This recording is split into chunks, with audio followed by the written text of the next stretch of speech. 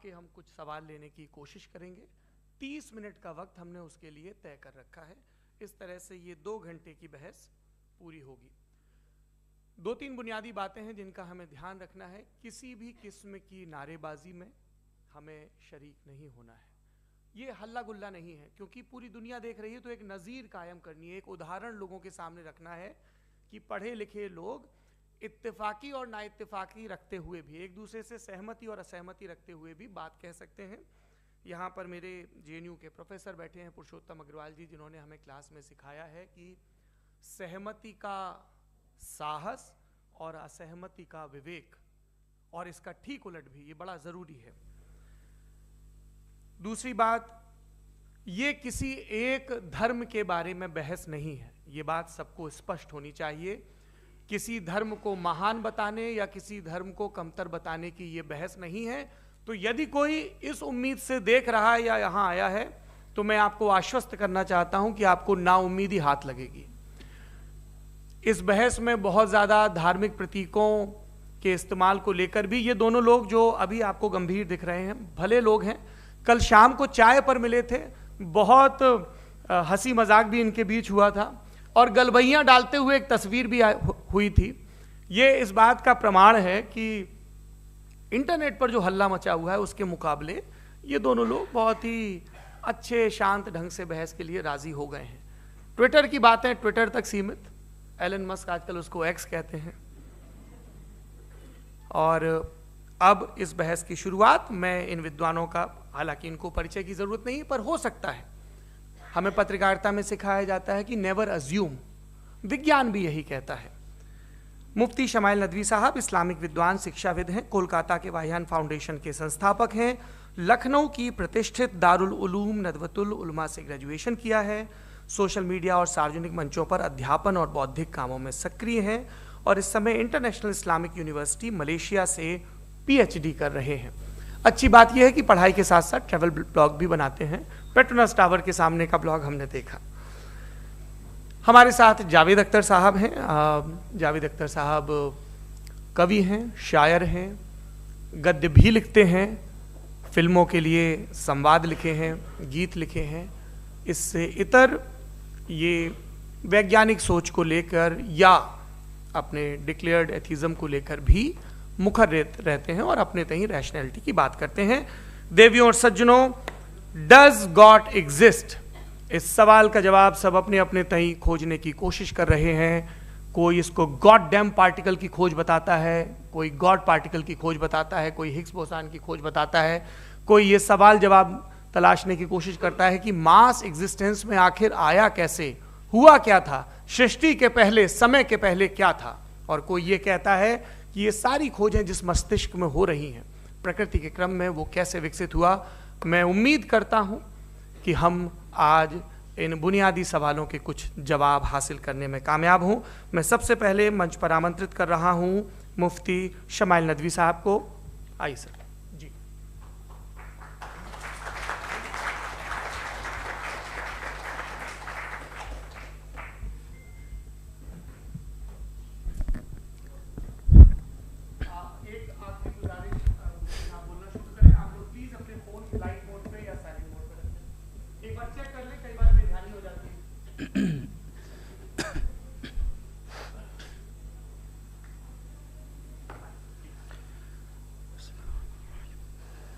तमाम तारीफ़ें उस क्रिएटर के लिए जिसने इस यूनिवर्स को एक मकसद के तहत पैदा किया है।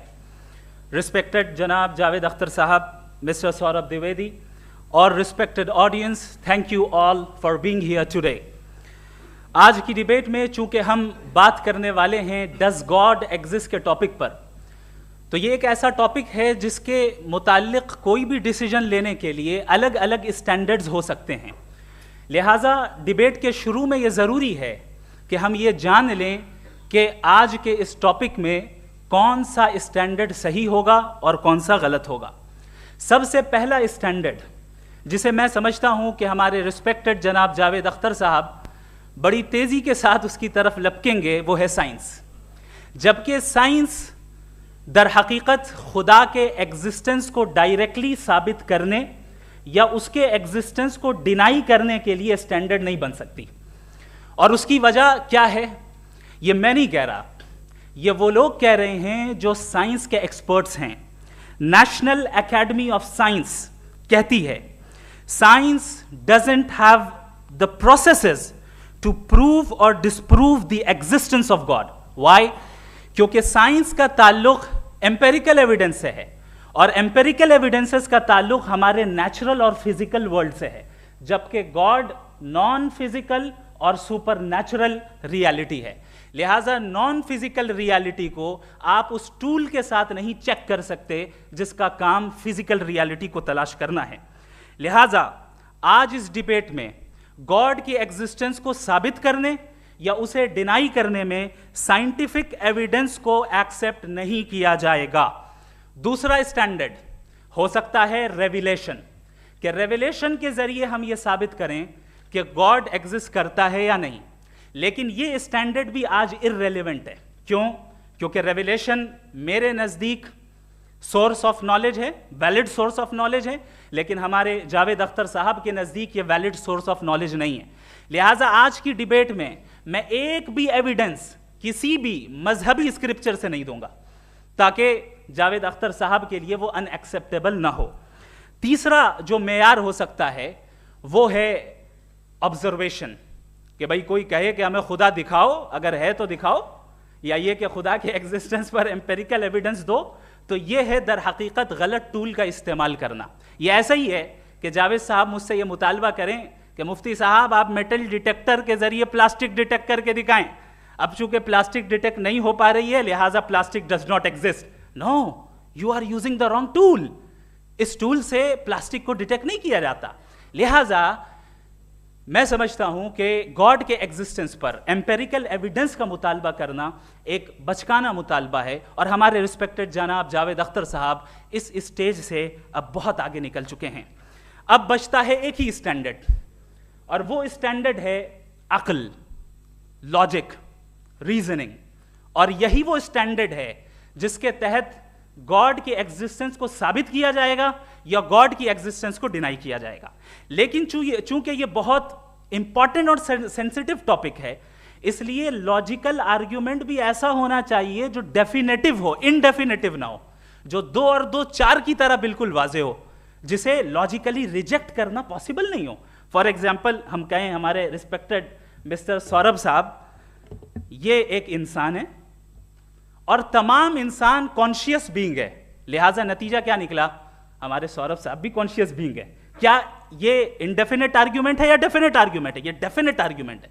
ये 2 और 2 की तरह वाजे है, इसमें किसी तरह जो है लॉजिकली इसको रिजेक्ट नहीं किया जा सकता। तो अगर आज हमारे जावेद अख्तर साहब ऐसी कोई अकली दलील और लॉजिकल एविडेंस दें खुदा के ना होने पर जो डेफिनेट भी हो, तो मैं ये ऐलान करता हूं कि यकीनन मैं उस एविडेंस को कबूल करूंगा और उस पर गौर करूंगा। लेकिन साथ में यह भी ऐलान कर देता हूं प्रेडिक्शन के तौर पर कि ऐसा कोई डेफिनेट आर्ग्यूमेंट कोई नहीं पेश कर सकता। दलील हम देंगे और डेफिनेटिव दलील देंगे, लॉजिकल दलील देंगे, ऐसी दलील देंगे जो एंटायर एथिस्टिक वर्ल्ड उसे रेफ्यूट नहीं कर सकती। चलें अब हम एक एग्जाम्पल सोचते हैं, एक सिनेरियो, सिंपल सिनेरियो, तमाम ऑडियंस से गुजारिश है, हम और आप एक आइसोलेटेड आइलैंड पर हैं, ऐसा आइलैंड जहां पे हमसे पहले कोई कभी नहीं गया। चलते चलते आपके सामने अचानक आपने देखा एक पिंक कलर की बॉल पड़ी हुई है। सबसे पहला सवाल आपके जहन में क्या आएगा कि ये बॉल यहां क्यों आई, कैसे आई, ये पिंक कलर की ही क्यों है, कोई और कलर भी हो सकता था, ये इसी शेप में क्यों है, कोई और शेप भी हो सकता था। नेचुरली आप इस तरफ पहुंचेंगे कि कोई ना कोई है जिसने इन स्पेसिफिक प्रॉपर्टीज के साथ इस बॉल को बनाया है और यहां पे रखा है। चूंकि आप जानते हैं कि ये जो बॉल है इसका एग्जिस्ट करना जरूरी नहीं है, ये एग्जिस्ट कर भी सकती थी, नहीं भी कर सकती थी, और एग्जिस्ट करना ही था तो किसी और फॉर्म में करती, किसी और कलर में करती। अब आप इस बॉल को एक्सपैंड करते चले जाएं, एक्सपैंड करते चले जाएं, एक्सपैंड करते चले जाएं, यहां तक कि ये बॉल यूनिवर्स के साइज की हो जाए। बताइए कि क्या साइज के बढ़ जाने से सवाल बदल जाएगा? हरगिज नहीं बदलेगा। अभी भी सवाल रहेगा ये यूनिवर्स कहां से आया, इन स्पेसिफिक प्रॉपर्टीज के साथ कहां से आया, क्यों आया, किसने बनाया, ये सवाल उस वक्त भी वैलिड रहेगा। लेकिन ये सवाल अगर हम जनाब जावेद अख्तर साहब से करें तो चूंकि इनका वर्ल्ड व्यू एथिस्टिक है, और सिर्फ इनका नहीं, मतलब जितने भी एथिस्ट हैं और एथिस्टिक वर्ल्ड व्यू को रखने वाले से अगर आप ये सवाल करें कि ये यूनिवर्स कहाँ से आया, तो इनका जवाब या तो आर्ग्यूमेंट फ्रॉम इग्नोरेंस होगा या डॉगमेटिक होगा। या तो ये कहेंगे कि मुझे नहीं पता कि ये कहाँ से आया, लिहाजा गॉड डज नॉट एग्जिस्ट, ये आर्ग्यूमेंट फ्रॉम इग्नोरेंस है, या ये कहेंगे कि ये यूनिवर्स खुद ब खुद बन गया। इसका मतलब ये है कि उस बॉल को भी खुद ब खुद बन जाना चाहिए, लेकिन बॉल के ताल्लुक से ये एक्सप्लेनेशन एक्सेप्ट नहीं की जाएगी कि ये खुद ब खुद बन गई, लेकिन यूनिवर्स के ताल्लुक से कर दिया जाएगा। इसे हम दूसरे अल्फाज में डॉगमा भी कह सकते हैं। दूसरी चीज, हमारे जावेद अख्तर साहब जरूर गॉड ऑफ गैप्स की मिसाल भी जरूर देंगे, और मिसाल देंगे कि पहले ज़माने में बिजलियाँ कड़कती थी तो लोगों ने किसी एक खुदा की तरफ, और बारिश होती थी तो दूसरे खुदा की तरफ मंसूब कर दिया, उनके पास दलील नहीं थी। ये हमारा वर्ल्ड व्यू है ही नहीं, ये हमारा वर्ल्ड व्यू है ही नहीं, क्योंकि नेचुरल फिनोमेना के प्रोसेस की इंटरप्रिटेशन को जान लेने से ये कहाँ से साबित हो गया कि गॉड एग्जिस्ट नहीं करता है। इस पर मैं इंशाअल्लाह अभी आगे बात करूँगा। आप हजरात ये भी देखेंगे, और मैं ये एक्सपेक्ट करता हूँ कि हमारे रिस्पेक्टेड जनाब जावेद अख्तर साहब ज़रूर इमोशनल आर्ग्यूमेंट्स भी देंगे, जो कि एक लॉजिकल फेलेसी है जब बात आती है ट्रुथ को डिसाइड करने में। क्यों? मिसाल के तौर पर वो कहेंगे कि अगर गॉड है तो ईविल क्यों एग्जिस्ट करता है, जबकि मैं कहता हूं ईविल का एग्जिस्ट करना गॉड के एग्जिस्ट करने की दलील है, उसके खिलाफ नहीं है। चूंकि अगर गॉड है तो हम सब उसके सामने अकाउंटेबल हैं, और अगर हम अकाउंटेबल हैं तो अकाउंटेबिलिटी के लिए ईविल का मौजूद होना जरूरी है, उसके बगैर हम अकाउंटेबल नहीं हो सकते। और अगर हम अकाउंटेबल नहीं हैं तो हम जनाब जावेद अख्तर साहब से पूछेंगे कि आप बताएं कि फिर सफरिंग इस दुनिया में क्यों है? अगर खुदा नहीं है तो सफरिंग क्यों है? और उन लोगों के जज्बे का क्या जिनके अंदर सफरिंग के बाद इंतकाम लेने का जज्बा पाया जाता है और वो इस दुनिया से ऐसे ही चले गए, क्या उनकी सारी तकलीफें बेकार चली जाएंगी? अब आ जाएं उसी एग्जाम्पल की तरफ कि बॉल, मुझसे अगर कोई पूछे इस बॉल को किसने बनाया और या इस एक्सपेंडेड बॉल को किसने बनाया, मैं कहूंगा कि चूंकि ये यूनिवर्स और इस यूनिवर्स की तमाम चीज़ें कॉन्टिंजेंट हैं। कॉन्टिंजेंट होने का मतलब ये होता है कि जो अपने एग्जिस्टेंस पे किसी के ऊपर डिपेंड करती हो, तो जाहिर है ये यूनिवर्स कॉन्टिंजेंट है। और अगर कोई चीज़ कॉन्टिंजेंट नहीं है तो मैं रिक्वेस्ट करूंगा कि मुझे दिखा दें कि कौन सी चीज़ यूनिवर्स में कॉन्टिंजेंट नहीं है, हम भी ज़रा गौर कर लें और हम भी देख लें। और जब कॉन्टिंजेंट चीज़ें मौजूद हैं तो फिलोसोफर्स की इस्तिलाह के मुताबिक, हम उस टर्मिनोलॉजी के मुताबिक हम उस जगह तक पहुंचते हैं और उस हस्ती तक पहुंचते हैं जिसे नेसेसरी बीइंग कहा जाता है, कि ये वो नेसेसरी बीइंग है जिसका मौजूद ना होना नामुमकिन हो। क्योंकि अगर ये मौजूद ना हो तो सारी चीज़ें एग्जिस्टेंस में आएंगी ही नहीं, और ये सारी कॉन्टिंजेंट चीज़ें उसी के ऊपर डिपेंड करती हैं। अब अगर आप ये सवाल करते हैं कि फिर उस हस्ती को किसने बनाया, फिर उसका कॉज क्या है, फिर उसका कॉज क्या है, फिर उसका कॉज क्या है, और एंडलेसली चले जाएं, इसे हम कहते हैं इन्फिनिट रीग्रेस ऑफ कॉजेस, जो कि लॉजिकल फेलेसी है। कॉन्सेप्चुअली इन्फिनिटी पॉसिबल है। मिसाल के तौर पे न्यूमेरिकल्स 1 2 3 गिनते चले जाएं, इन्फिनिट नंबर्स हैं। मैं कॉन्सेप्चुअली बात नहीं कर रहा, प्रैक्टिकली रियलिटी में साबित करके दिखाएं कि infinite regress of causes possible हैं या नहीं। अगर पॉसिबल हैं तो हम मान लेंगे, मिसाल दे दें, और पॉसिबल नहीं है तो एक ही ऑप्शन बचता है जिसे हम कहते हैं नेसेसरी बीइंग। ऐसी नेसेसरी बीइंग जो इंडिपेंडेंट है, क्योंकि अगर वो डिपेंडेंट हुई तो वो नेसेसरी नहीं रहेगी। ऐसी इंडिपेंडेंट बीइंग जो इटर्नल है, अगर वो इटर्नल नहीं होगी, उसकी बिगिनिंग होगी तो वो खुद कॉन्टिंजेंट है। ऐसी बीइंग जो पावरफुल है, क्योंकि कॉन्टिंजेंट को एक्चुअलाइज करने के लिए पावर चाहिए। ऐसी बीइंग जो इंटेलिजेंट है और नॉलेजेबल है, क्योंकि ये यूनिवर्स स्पेसिफिक फॉर्म और स्पेसिफिक लॉज ऑफ नेचर के तहत प्रिसाइजली चल रहा है। थैंक यू मुफ्ती साहब। मैं इन दलीलों के बाद जावेद अख्तर साहब से गुजारिश करूंगा, आप बैठ के बोलना चाहेंगे या वहां? जी।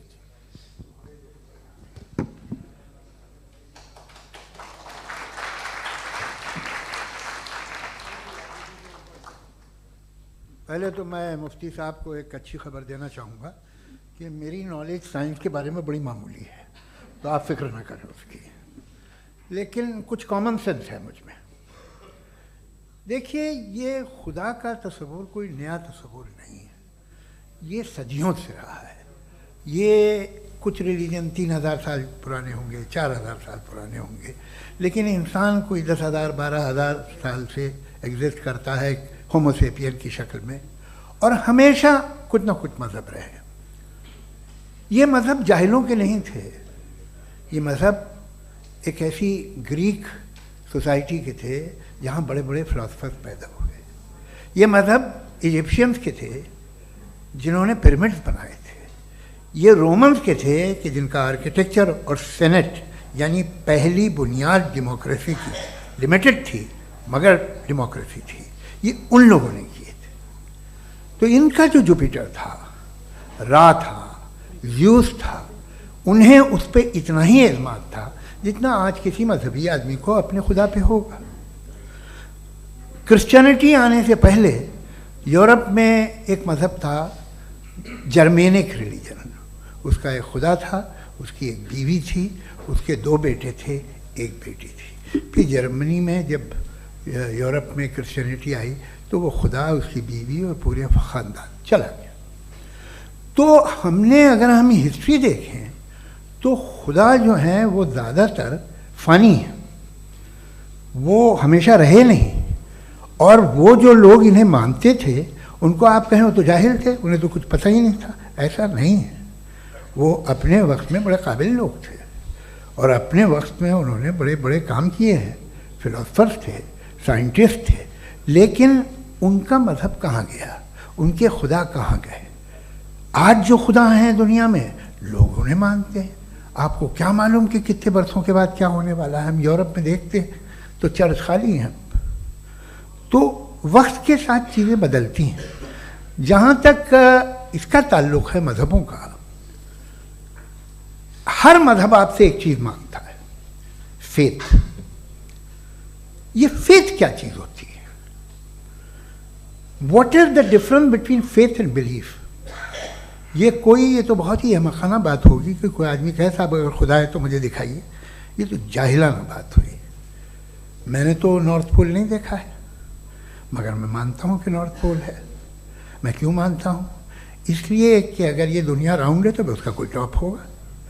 कुछ लोग हैं जो वहाँ गए भी हैं, कॉमन सेंस कहता है कि ऐसा होगा, सबूत है, गवाह है, रीज़न है। तो ये मेरा फेथ नहीं है। तो फेथ में और बिलीफ में डिफरेंस क्या है? जो मज़हब मांगता है आपसे, हर मज़हब फेथ मांगता है। फेथ का मतलब ये है कि ना कोई गवाह हो, ना कोई सबूत हो, ना कोई रैशनल हो, ना कोई लॉजिक हो, ना कोई प्रूफ हो, मगर तुम एक बात को मानो। ये है फेथ। वरना बिलीफ होता। अगर इसमें कुछ भी सबूत होते, गवाह होते, तो फिर इसे आप बिलीफ कहते। जैसे मेरा बिलीफ है कि नॉर्थ पोल है, मेरा फेथ थोड़ी है। फेथ इन तमाम शर्तों को रद्द करता है। तो फिर स्टुपिडिटी क्या है? अगर मैं एक बात ऐसी मानूं जिसकी ना कोई लॉजिक है, ना कोई रैशनल है, ना कोई प्रूफ है, ना कोई गवाह है, ना कोई सबूत है, और मैं उसे मानूं, तो ये स्टुपिडिटी हुई। इसे ही भाई कल को मैं यकीन कर लूँ कि एलॉन मस्क जो है मेरा भाई है, तो मुझे इंतहाई खुशी होगी, सुकून भी बहुत मिलेगा मुझे। लेकिन और कहे भाई क्यों मानते हो, क्या सबूत है? भाई वो तो अमेरिकन है और तुम तो इंडियन हो, वो तो नस्ल अलग है, तुम्हें कभी मिले भी नहीं। साहब देखिए मेरा फेथ है, इस पर बात न किया। फेथ का मतलब ही यह है कि आप प्रूव नहीं कर सकते। अगर आप प्रूव कर सकते हो तो फेथ की ज़रूरत ही नहीं, फिर तो आप बात करेंगे, आप कितनी बहस कर लीजिए। अल्टीमेटली दुनिया का हर मज़हब फेथ पे टिका है, और फेथ का मतलब है एक ऐसा यकीन जिसका कोई सबूत, कोई गवाह, कोई रैशनल नहीं। अब आप ये कहें, क्या आप ये क्यों कह रहे हैं कि साहब ये कायनात किसने बनाई? कमाल ये है कि आपने बताया कि एक आइलैंड पे गए और एक बॉल देखी। आपने ये नहीं कहा कि आइलैंड किसने बनाया, आपको सिर्फ बॉल पे हैरत हुई। हमने आइलैंड पे हमने हैरत नहीं की, होते हैं आइलैंड। इसी तरह ये आइलैंड है, सितारे, ये गैलेक्सीज, ये सब आइलैंड हैं, खला में। हम उन्हें टेकन फॉर ग्रांटेड लेते हैं, हम पूछते नहीं किसने बनाए। आपने जजीरे के बारे में भी नहीं पूछा है। मेरी पैदाइश कैसे हुई? क्या मैं प्लान्ड पैदा हुआ था? I was plan to be born, या एक लकी स्पर्म था जो किसी एक से चिपक गया? मेरी पैदाइश रैंडम। और इंसाफ जिसे आप कहते हैं, इंसाफ का तो नेचर से कोई वास्ता ही नहीं है। जो आप कहते हैं कि एक दिन इंसाफ मिलेगा, इंसाफ is a human concept, nature में कोई इंसाफ नहीं। अगर शेर हिरन को खा जाता है तो उसे कोई सजा नहीं मिलती। अगर एक आंधी आती है और हरे भरे पेड़ों को उखाड़ के फेंक देती है तो आंधियों की जेल नहीं होती है। नेचर में इंसाफ नहीं, इसलिए मुझे नेचर को इंसाफ की जरूरत भी नहीं। नेचर तमाम एक है। अब हम कहें कि साहब ये देखिए जो मैंने खाना खाया था ये मेरी आँख तो नहीं यूँ कर दिया उसे, तो इसे सज़ा मिलनी नहीं, वो सिस्टम है, ऐसे ही चल रहा है। नेचर बगैर इंसाफ के है। इंसाफ इज अ ह्यूमन कॉन्सेप्ट। तो जो आपसे कहता है कि मैं तुम्हें इंसाफ दूंगा, वो इंसानी जहन की पैदावार है। ये नेचुरल है ही नहीं, ये आसमानी है ही नहीं। नेचर का तसव्वुर, इंसाफ का तसव्वुर। भाई आप साथ मिलते हैं, अब आप लेफ्ट हैंड ड्राइव करते हैं, ये क्या है? तमाम सच, तमाम नेकी, तमाम शराफत लेफ्ट हैंड ड्राइव है। वरना क्या होगा, या तो आप क्रॉस कर देंगे, आपका एक्सीडेंट हो जाएगा, या आप किसी को मार देंगे, या ट्रैफिक जैम हो जाएगा। झूठ, बेईमानी, रिश्वतखोरी, ये तमाम जो है driving on the wrong side है। इसके ऊपर कुछ नहीं। ये तो हमने बनाया, जैसे हमने लेफ्ट हैंड ड्राइव बनाई है। ये कॉन्सेप्ट ऑफ इंसाफ जो है ये हमारा है, इसका नेचर से कोई वास्ता नहीं। शेर खा जाता है हिरन को, उसे जेल होती है क्या? कुछ भी नहीं, है ही नहीं। तो ये जो दुनिया के रिलीजन प्रॉमिस करते हैं आपसे इंसाफ, इसी से मालूम होता है कि ये मैन मेड है। ये तसव्वुर कहीं और का है ही नहीं। जो नेचर है, कुछ लोग कहते हैं नेचर ही खुदा है, तो नेचर में तो इंसाफ नहीं कहीं। और आप वादा कर रहे हैं कि तुम्हें मरने के बाद इंसाफ मिलेगा। मुझे अगर मिलेगा तो मैं बहुत खुश होऊंगा, लेकिन मैं यकीन नहीं कर पाता हूँ, इसलिए कि मैं फेथ नहीं पैदा कर सकता। The very fact that religions demand faith, इसका मतलब है कि उनके पास जस्टिफिकेशन नहीं है। अच्छा था फिर रिलीजन अगर मॉडरेशन में है, कोई सा भी नहीं, वो आप में कुछ खूबियाँ भी पैदा करता होगा, देखिए उससे ये फ़ायदा है, वो फ़ायदा है। अल्कोहल जो है वो ज़्यादातर दवाओं में यूज़ होती है, और एक सर्वे किया गया था अमेरिका में कि लॉन्जेटिविटी किन लोगों की है। तो एक तरफ वो लोग थे जो शराब पीते ही नहीं थे, और एक तरफ वो थे जो एक बोतल शराब रोज़ पीते थे। सबसे ज़्यादा लंबी उम्र की है जो 2 पैक नाप के शराब पीते और खाना खाते हैं। मगर हम शराब को बुरा समझते हैं, मैं भी बुरा समझता हूँ। क्यों? ऐसा होता नहीं। कुछ चीज़ों में आदत होती है कि वो बढ़ती है। आज तक मैं एक आदमी दूध पीता है, आप 10 साल बाद भी मिलेंगे तो एक ही गिलास पीता होगा। ऐसा नहीं होता, सुबह से दूध पीता रहता है। मिल्कोहलिक मैंने नहीं देखे, अल्कोहलिक होते हैं। ये टेंडेंसी है मजहब की कि वो बढ़ता है, जैसे कैंसर बढ़ता है, जैसे शराब बढ़ती है। कुछ लोग होंगे जो उसे सही तरह से यूज़ करते हैं। मुझे यकीन है कि हमारे मुफ्ती साहब भी उनमें से एक, इनसे बहुत खुशी हुई मुझे इनसे मिलकर। लेकिन कितने लोग हैं कि आज आप देखते हैं दुनिया में जो तबाहियाँ हैं, इनमें कितना हाथ है उन लोगों का जो बिलीवर कहते था मजहब ये नहीं कहता, ना कहता होगा, मगर जब ये मजहब पीते हैं तो ऐसे बिहेव करते हैं। थोड़ा सा अगर हो तो शायद बहुत अच्छी बात, लेकिन शराब थोड़ी सी नहीं रहती, उसमें टेंडेंसी है पहले। थोड़ा सा अगर 2-3 कैंसर के सेल हो ना बॉडी में तो आदमी स्लिम रहेगा, लेकिन वो 2-3 सेल नहीं रहते, वो मल्टीप्लाई होते हैं। जावेद साहब टाइम पूरा हो गया। टाइम हो गया, तो बस बात खत्म हो गई। अच्छा, मुझे कुछ और कहने को था भी नहीं। जी, मैं पहले जवाबी दौर के लिए इनवाइट कर रहा हूं मुफ्ती साहब को। Your rebuttal round 1, you have 7 minutes.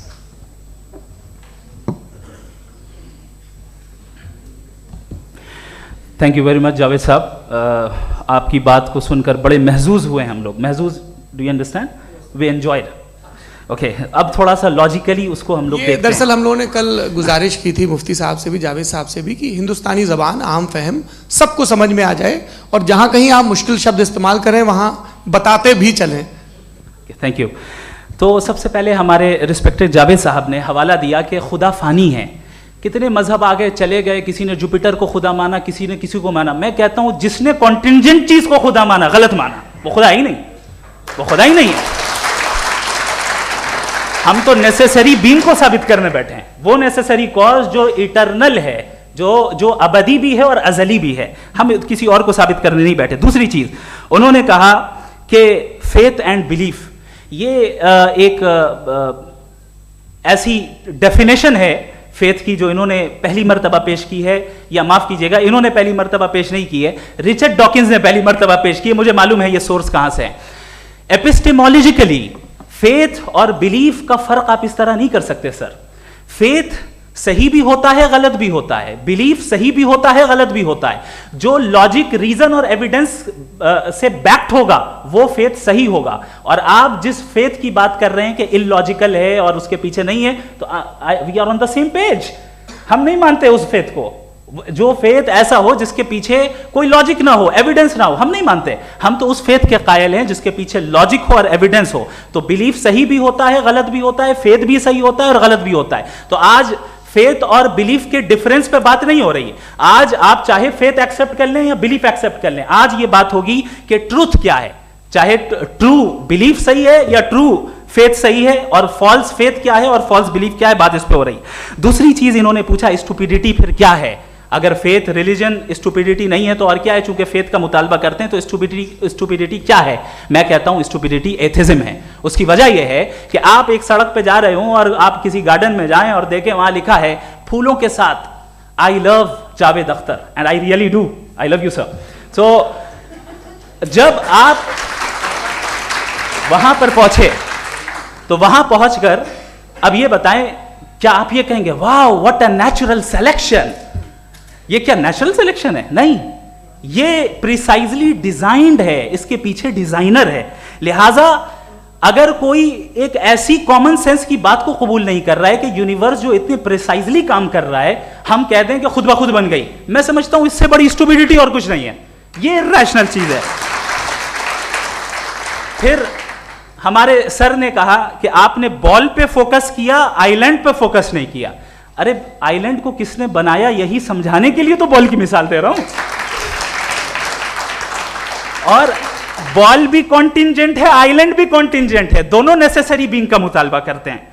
आगे इन्होंने कहा कि नेचर में कोई इंसाफ नहीं है, हम डिसाइड करते हैं कि मोरालिटी क्या होती है, इंसाफ क्या होता है, हम डिसाइड करते हैं। जैसे ड्राइविंग सीट में ट्रैफिक वाला, ये तो किसी खुदा ने नहीं कहा, ये है, इसे कहते हैं फॉल्स इक्विवेलेंस। ये एक लॉजिकल फेलेसी है।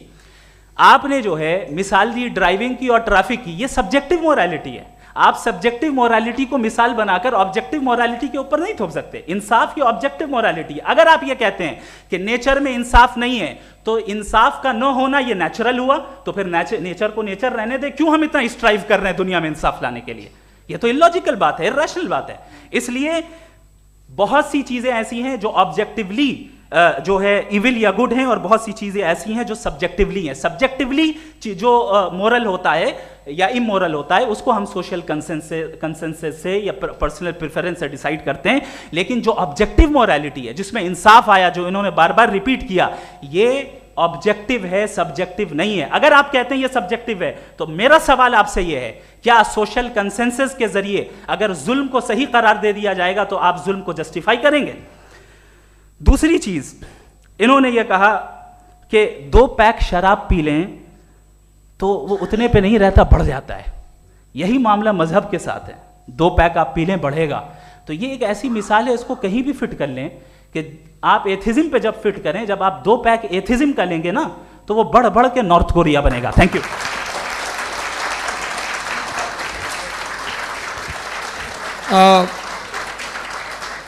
फर्स्ट राउंड के रिबटल के लिए मैं जावेद साहब को इनवाइट कर रहा हूं। आपके पास 7 मिनट का वक्त है, रीसेट कर दीजिएगा प्लीज। मुझे इस बात की खुशी है कि मुफ्ती साहब ने भी मान लिया कि नेचर में कोई इंसाफ नहीं है। तो कोई भी चीज़ जो इंसान ने नहीं बनाई है उसमें इंसाफ नहीं होता है। एक बात मैं आपसे अर्ज करूं, जरा पता लगा लीजिएगा, ये जो आप बाग में जाते हैं बेहद खूबसूरत फूल देखते हैं ना, इनमें से कोई नेचुरल नहीं है। ये सारे फूल क्रॉस करके बनाए गए हैं। जो जंगल में फूल होते हैं निहायत मामूली होते हैं, ये फूल इंसानों ने बनाए हैं। जो आप बाग में देख के वाह वाह कहते हैं, ये इंसानों के बनाए हुए हैं। डिफरेंट फूलों को क्रॉस करके, डेवलप करके, फिर क्रॉस करके इस तरह से बनाए गए। नेचुरल फ्लावर नहीं। किसी जंगल वीरान में जाके आप गुलाब के फूल नहीं देखेंगे। ये सब बनाए हुए इंसान ने, बहुत से काम इंसान ने किए हैं। बाकी है कि आपने मेरी एक बात का जवाब नहीं दिया, जिससे मुझे शिकायत है कि फेथ क्या है और आप फेथ मांगते क्यों हैं मुझसे। आप तो लॉजिकल हैं, आपके पास तो सारे रैशनल्स हैं, आपके पास सारे सबूत हैं, तो आपको फेथ की डिमांड क्यों करते हैं कि भाई तुम सरेंडर कर दो और सवाल मत करो। कोई मजहब सारे सवाल करने की इजाजत नहीं देता है और मना करता है कि ज़्यादा सवाल ना करो, बहक जाओगे तुम। आप क्यों रोकते हैं? हकीकत यह है कि इंसानी तारीख क्या है। इंसानी तारीख ये है कि दुनिया में दो तरह के लोग हुए हैं। एक वो जिन्होंने अपनी लाइल्मी की परस्तिश की है, दूसरे वो जिन्होंने अपनी इग्नोरेंस या लाइल्मी से झगड़ा किया है और मालूम किया है कि क्या है। ये जो आप कह रहे हैं, आज आप हैरान हैं कि भाई ये यूनिवर्स कैसे बनी। लोग हैरान थे कि सूरज डूबता है तो इधर से कैसे निकलता है। और आप एक कदम जाके हमेशा का मानने को तैयार है, एक कदम पीछे ही मान जाइए। भाई आप इसके बाद जाते हो, कहते सवाल ना करना कि ये कहाँ से आया, ये पावर तो हमेशा से हमेशा रहेगी। तो आप यूनिवर्स के बारे में मानने में क्या तकलीफ है? एक कदम पहले रुक जाइए, ये हमेशा से थी या नहीं थी हमें मालूम नहीं है। और ये कहना कि हमें मालूम नहीं है, कमाल ये है कि दुनिया के सारे मजहब सब जानते हैं ये दुनिया कैसे बनी थी, कैसे मिटेगी, मरने के बाद क्या होगा, इनको सब इल्म है। इनको किसी को डायनासोर होते थे पहले ये नहीं पता था, किसी को नहीं पता। किसी भी दुनिया की मजहबी किताब में डायनासोर का जिक्र नहीं है। लेकिन बाकी सब बातें, how to make universe in 4 easy lessons and बाकी सब पता है। जिसको सब पता है वो गड़बड़ है। हम में ये इंकिसार, ये ह्यूमिलिटी होनी चाहिए कि हम ये कहें कि हमें ये बहुत सारी बातें नहीं मालूम, लेकिन हम उनकी परस्तिश ना करना, अपनी लाइल्मी को की परस्तिश ना करें, हम उसे पता लगाने की कोशिश करें। जिस दुनिया में आप बैठे हैं सर, ये हॉल जो है, ये इलेक्ट्रिसिटी जो है, ये माइक जो है, जिस हवाई जहाज से आप आए थे, वो जिस कार से आप यहाँ आए हैं, ये सब उन लोगों की बनाई हुई है जिन्होंने सवाल किए थे। ये दुनिया जिसमें आप आज आराम से हैं, ये उन लोगों की बनाई है कि जिन्होंने सवाल किए थे। और हर स्टेज पे इन सवालों को मकरूह कहा गया था, गलत कहा गया था। आप जरा तारीख पढ़िए, एक बड़ी दिलचस्प किताब है बर्ट्रैंड रसेल की, जिसमें उसने रिलीजन एंड साइंस कि कब से रिलीजन जो है साइंस के अगेंस्ट है। और हद तो ये है कि भाप के इंजन के खिलाफ थे, स्टीम इंजन के भी खिलाफ थे, और फतवे हुए उन पर, वेटिकन ने दिए। तो ये हमेशा, अभी जैसे ही ये राइट विंगर आते हैं अमेरिका में पावर में, तो वो जो अपना ये क्या बोलते हैं उसे, सीड क्या वर्ड है, सीड क्या जो, हाँ नहीं सीड जो होते हैं जिन पे जी नहीं भाई, वो जो ह्यूमन बॉडी के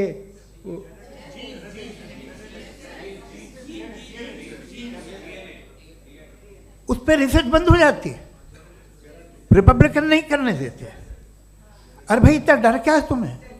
एक ज़माने में बहुत नाराज़ थे ये सारे मजहबी लोग कि ये इंसान तो इंसान बनाने की कोशिश कर रहा है।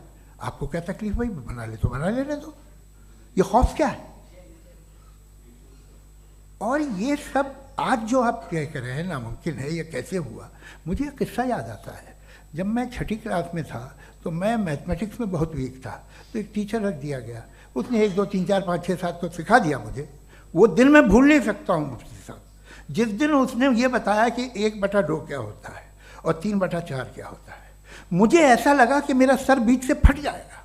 यह आदमी कह रहा है कि जो दीवार के अंदर जाओ वॉक करते हुए। आज हंसता हूँ मैं इस बात पे। तो आज जो बातें आपके जहन से बिल्कुल परे हैं और आप हैरान होते हो उन्हें देख के, एक वक्त आएगा कि मामूली लगेंगे। और हुआ है, आपकी इंसानी तारीख ही है।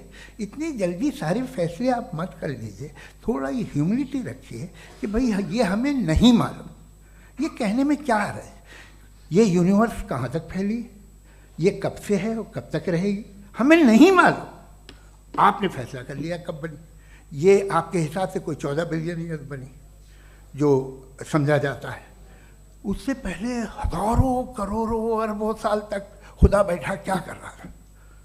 खामोश बैठा था, ऐसे ही जमाइयाँ ले रहा था। फिर उसे आइडिया है, यार एक काम करते, वक्त अच्छा गुजर जाएगा, यूनिवर्स बनाते। सोचिए, वो तो हमेशा से है ना, मगर यूनिवर्स हमेशा से नहीं है, ये तो बनाई गई है। और उससे पहले क्या था, इनका क्या काम था? कैसी बात है, ये बड़ा आसान है। जो बात हमें आज धीरे धीरे पता चली है, बरसों 2000 और 2500 साल पहले आपको किसी ने बता दिया कि क्या था, आप मान गए और तब से वही मान रहे हैं जो 2500 साल पहले कहा गया था। सब कुछ बदल गया है, सॉल्व हो रही हैं चीज़ें। अभी साइंस बिल्कुल दावा नहीं करती, या कोई फिलोसफर ये दावा नहीं करता कि हमें सब मालूम, बल्कि वो कहता है कि हमें जितना मालूम होता है उससे ये मालूम होता है कि हमें कितना कम मालूम। तो हम अपनी जहालत से लड़े, उसकी परस्तिश न करें। जी, टाइम है। Thank you so much. मैं तर्कों की श्रृंखला में राउंड 2 के लिए मुफ्ती साहब को आमंत्रित कर रहा हूँ। आपके पास एक बार फिर से 7 मिनट का वक्त है। शुक्रिया। जनाब जावेद अख्तर साहब कई मर्तबा दोहरा रहे हैं कि फेथ का मतलब बताइए, फेथ का मतलब बताइए। मैंने बता दिया, फेथ सही भी होता है, गलत भी होता है। और आज हम फेथ पे बात नहीं कर रहे, हम ट्रुथ और डज गॉड एग्जिस्ट पे बात कर रहे हैं। क्या डज गॉड एग्जिस्ट, ये ट्रुथ यानी गॉड है या नहीं है, इसमें से दोनों ट्रुथ क्या है। अब आप उसे फेथ कह लें, बिलीफ कह लें, नॉट माई बिजनेस। उसके बाद आपने कहा कि भाई सवाल करने से मजहब रोकता है। मैं कहता हूं जो रोकता है वो रोकता होगा, मैं नहीं रोकता, बल्कि सवाल करें, सवाल करना चाहिए। सवाल कर करके तो हम आगे बढ़ते हैं, तरक्की करते हैं, और इसीलिए मैं आज यहां पे आया हूं। लेकिन सवाल सिर्फ खुदा से नहीं होगा, आपसे भी होगा। सवाल एथिज्म से भी होगा, सवाल सिर्फ मजहब से नहीं होगा, सबसे होगा। और आज मैं सवाल करूंगा और उम्मीद है कि आप जवाब देंगे। अभी तक आपने वैसे कॉन्टिंजेंसी आर्गुमेंट का कोई जवाब नहीं दिया। चलें, आपने कहा यूनिवर्स के बारे में इटर्नल क्यों नहीं बोल देते। ये चूंकि लॉजिकली पॉसिबल ही नहीं है कि यूनिवर्स इटर्नल हो। यूनिवर्स एक कॉन्टिंजेंट चीज है जो टाइम एंड स्पेस के पाबंद है, टाइम एंड स्पेस से बाउंड है। जो टाइम एंड स्पेस से बाउंड होगा वो कॉन्टिंजेंट होगा, जो कॉन्टिंजेंट होगा वो उसकी बिगिनिंग हुई होगी, जिसकी बिगिनिंग हुई होगी वो इटर्नल नहीं हो सकता। ये तो कॉमन सी बात है। आपने कहा कि किसी मजहबी किताब में डायनासोर का जिक्र नहीं है। अफसोस कि आज तक किसी मैथमेटिक्स के किताब में मुझे डायनासोर का जिक्र नहीं मिला। तो इसका मतलब मैथमेटिक्स की किताब बेकार है? नहीं, उसका वो टॉपिक नहीं है। रेवलेशन का और मजहबी किताबों का टॉपिक ये नहीं है कि आपको आके बताए साइकिल कैसे बनाते हैं, या आकर ये बताएं कि जो है डायनासोर कब था। वो तो मोरालिटी सिखाने आया है, गॉड के बारे में बताने आया, नॉन फिजिकल रियलिटी की हकीकत को सिखाने के लिए आया। रिलीजियन साइंस को रोकता है? नहीं रोकता। अगर रोकता है तो गलत करता है। रिलीजियन साइंटिज्म को रोकता है, जिसमें हमारे जावेद साहब मुब्तला हैं। साइंस और साइंटिज्म में फर्क है। साइंटिज्म यह है कि आप समझें कि साइंस और साइंटिफिक मेथोडोलॉजी ये नॉलेज को हासिल करने का वाहिद सोर्स ऑफ नॉलेज है। यह है साइंटिज्म। हम इसे रिजेक्ट करते हैं। हम साइंस को तो तरक्की करते हैं, भाई आप हमारी पूरी तारीख कर लें, पढ़ लें तो आपको पता चल जाएगा। बहरहाल ये अलग टॉपिक है। उसके बाद इन्होंने एक लफ्ज़ कहा, वेटिकन ने फतवा दिया। वेटिकन का फतवे से कोई ताल्लुक नहीं है, दोनों कॉन्ट्राडिक्टरी अल्फाज हैं। उसके बाद उन्होंने कहा कि भाई हमें नहीं मालूम। अगर नहीं मालूम तो क्लियरली कह देना कि नहीं मालूम है, इसमें क्या हर्ज है। तो वही तो मैं कह रहा हूं ना कि आप कह दें कि नहीं मालूम, लेकिन क्लेम क्यों कर रहे हैं कि गॉड एग्जिस्ट नहीं कर रहा है। आप कह दें नहीं मालूम है, हो सकता है हो सकता ना हो, लेकिन आप क्लेम कर रहे हैं। The moment you say God does not exist, this is a claim, and now the burden of proof is upon you too, जैसे हमारे ऊपर है। और क्यों है मैं बताता हूं, क्यों है ये भी मैं बताता हूं। फिलोसॉफिकली जो क्लेम होता है ना, सिर्फ ये नहीं होता कि इंसान कहे पॉजिटिव क्लेम करे और नेगेटिव क्लेम करे तो बर्डन ऑफ प्रूफ नहीं है। आप मिसाल के तौर पे मैं कहूं कि फुला उस कमरे में कोई नहीं है, मैंने एक नॉलेज का क्लेम किया है, उस कमरे में कोई नहीं है, मैंने एक नॉलेज का क्लेम किया। या तो मैं कहूं मुझे नहीं पता, हो भी सकता है नहीं भी हो सकता है, this is not a claim. लेकिन जब मैं कह रहा हूं कि वहां कोई नहीं है या मैं कह रहा हूं वहां कोई है, दोनों क्लेम है और दोनों के ऊपर बर्डन ऑफ प्रूफ है। हमारे ऊपर भी बर्डन ऑफ प्रूफ है, मैंने कंटिजेंसी आर्ग्यूमेंट दिया, इसे तोड़कर दिखाइए। आखिरी चीज, इन्होंने कहा कि खुदा दुनिया बनाने से पहले 150 साल पहले या करोड़ों साल पहले क्या कर रहा था। अरे हजरत, चलें बहरहाल मैं जवाब दे देता हूं, आप हमारे रिस्पेक्टेड पर्सनालिटी हैं, अगर आप नहीं होते तो मैं ऐसे एंटरटेन ही नहीं करता। टाइम, ये 100 साल पहले या 100 साल बाद, पहले बाद में अभी, ये वो अल्फाज हैं जिनका ताल्लुक टाइम से है। टाइम शुरू ही हुआ है यूनिवर्स की बिगिनिंग के बाद, तो उसके पहले खुदा क्या कर रहा था, सवाल इलॉजिकल है, ये फेलेसी है। यानी आप ये कह रहे हैं कि यूनिवर्स के बनने से पहले खुदा क्या कर रहा था, टाइम के बनने से पहले, पहले का ताल्लुक टाइम से, टाइम उस वक्त था ही नहीं, तो ये सवाल ही इनवैलिड है खुदा के ताल्लुक से। दूसरी चीज, आर्ग्यूमेंट ऑफ कंटिजेंसी जो मैंने आपके सामने पेश की है, आपने बार बार ये प्रूफ किया और ये कह रहे हैं कि गॉड ऑफ गैप्स। देखिए पहले नहीं मालूम था, साइंस ने कर दिया। सिंपल्स की मिसाल से मैं समझा देता हूं। जिस गैप्स की आप बात कर रहे हैं ना, साइंस उन गैप्स को जिन चीज के जरिए भी प्रूव करेगा वो कॉन्टिंजेंट ही होगा, अब चाहे वो फोर्स हो, मैटर हो या एनर्जी हो। लिहाजा सवाल हमारा उस वक्त भी वैलिड होगा जब तक कि आप नेसेसरी बीइंग पे ना आ जाएं, और इन्फिनिट रिगरेस पॉसिबल नहीं है of causes in practical world, तो जाहिर है कहीं रुकना पड़ेगा, जहां रुकेंगे वही खुदा है। दूसरी चीज, आपने ये कहा, क्या कह रहा था मैं, किस पॉइंट को? What?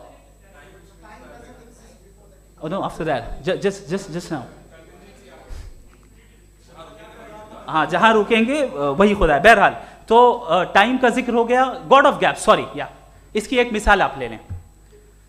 एक कार है, एक साहब ने देखा कि भाई कार जो है उसके व्हील्स कितने अच्छे लगे हुए हैं सही जगह पे, स्टीयरिंग जो है कितने अच्छे जगह पे लगी हुई है, और सीट्स कितने वेल डिजाइंड है, कितनी प्रिसाइजली ये कार काम कर रही है, तो जरूर कोई ना कोई इसे क्रिएट किया है, किसी ने क्रिएट किया है। अब जावेद साहब आए और कहे अरे जनाब बोनेट खोलिए, इसमें इंजन है, इंजन इस कार को चला रहा है, hence prove no one has created the car. This is illogical, this is irrational.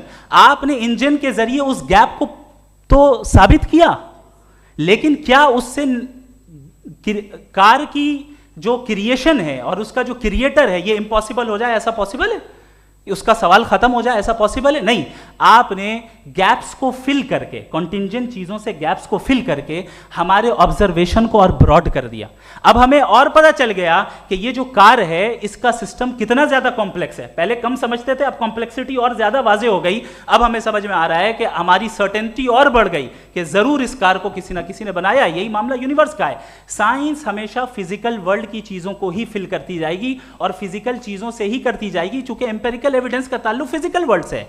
आप साइंस के जरिए मेटाफिजिकल रियलिटी को कभी साबित नहीं कर सकते। ये रॉन्ग टूल का इस्तेमाल करना है। ये वही काम है कि आप मेटल डिटेक्टर से प्लास्टिक डिटेक्टर करने चलें, जो कि जाहिर है सही नहीं है। Thank you.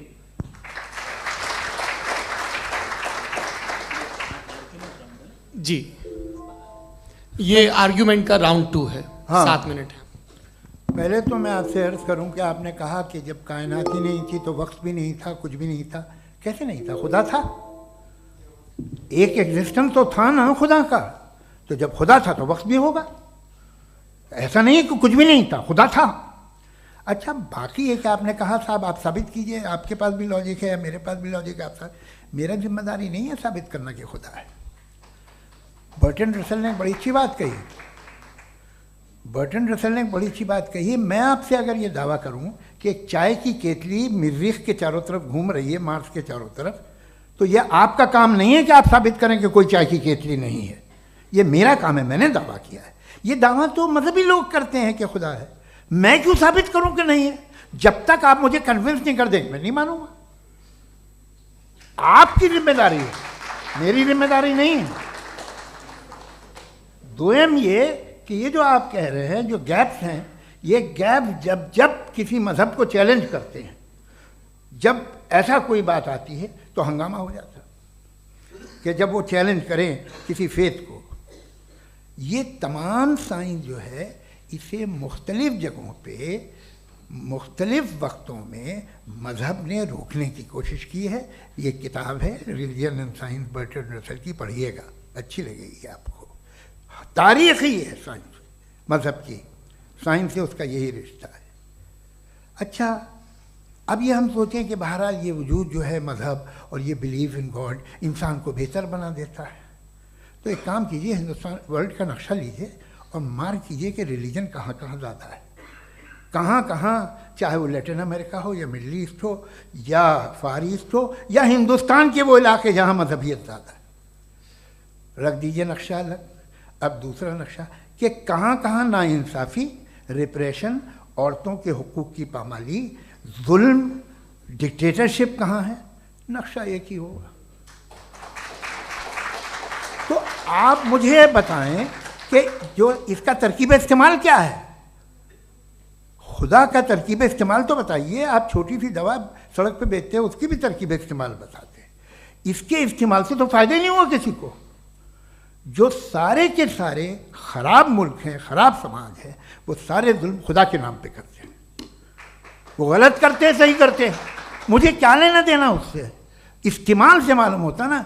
एक विस्की की बोतल कभी शायद देखी हो आपने, लाल रंग की होती है, उस पर रोशनी और छपड़ा इंतहाई खूबसूरत लगती है, क्या बिगाड़ रही है किसी का?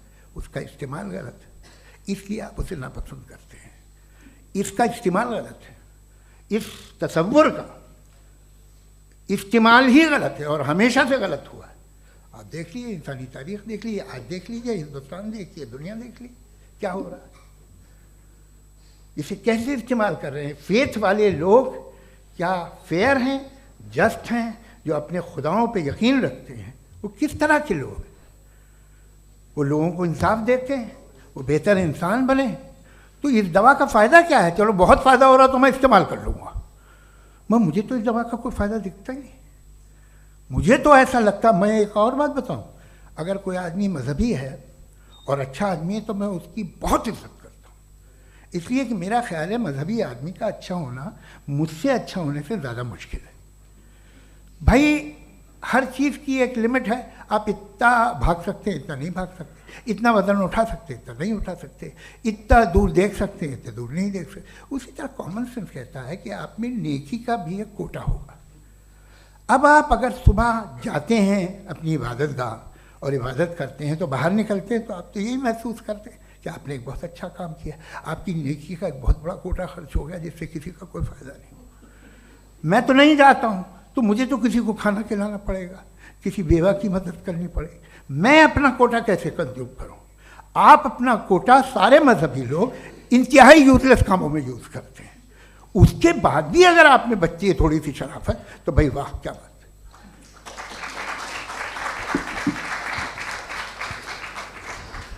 एक तो मुझे ये बात बहुत अच्छी लग रही है कि दोनों ही विद्वान समय को मानते हैं और बहुत समय से अपनी दलीलें और बाज़ दफ़ा समय से पहले अपनी तकरीरें पूरी करके अपनी अपनी कुर्सी पर बैठ रहे हैं। ये इस आर्ग्यूमेंट का राउंड 2 पूरा हुआ। अब रिबटल का राउंड 2 है और उसके बाद क्रॉस एग्जामिनेशन होगा। नहीं, आपका आर्ग्यूमेंट हो गया सर। हमारे यहाँ स्कूल के सिलेबस में पंच परमेश्वर कहानी पढ़ाई जाती है, प्रेमचंद जी की लिखी हुई। आप निश्चिंत रहिए, आपके कोई राउंड में मिस नहीं होने दूंगा। रिबटल का राउंड 2, मुफ्ती शमाइल नदवी साहब।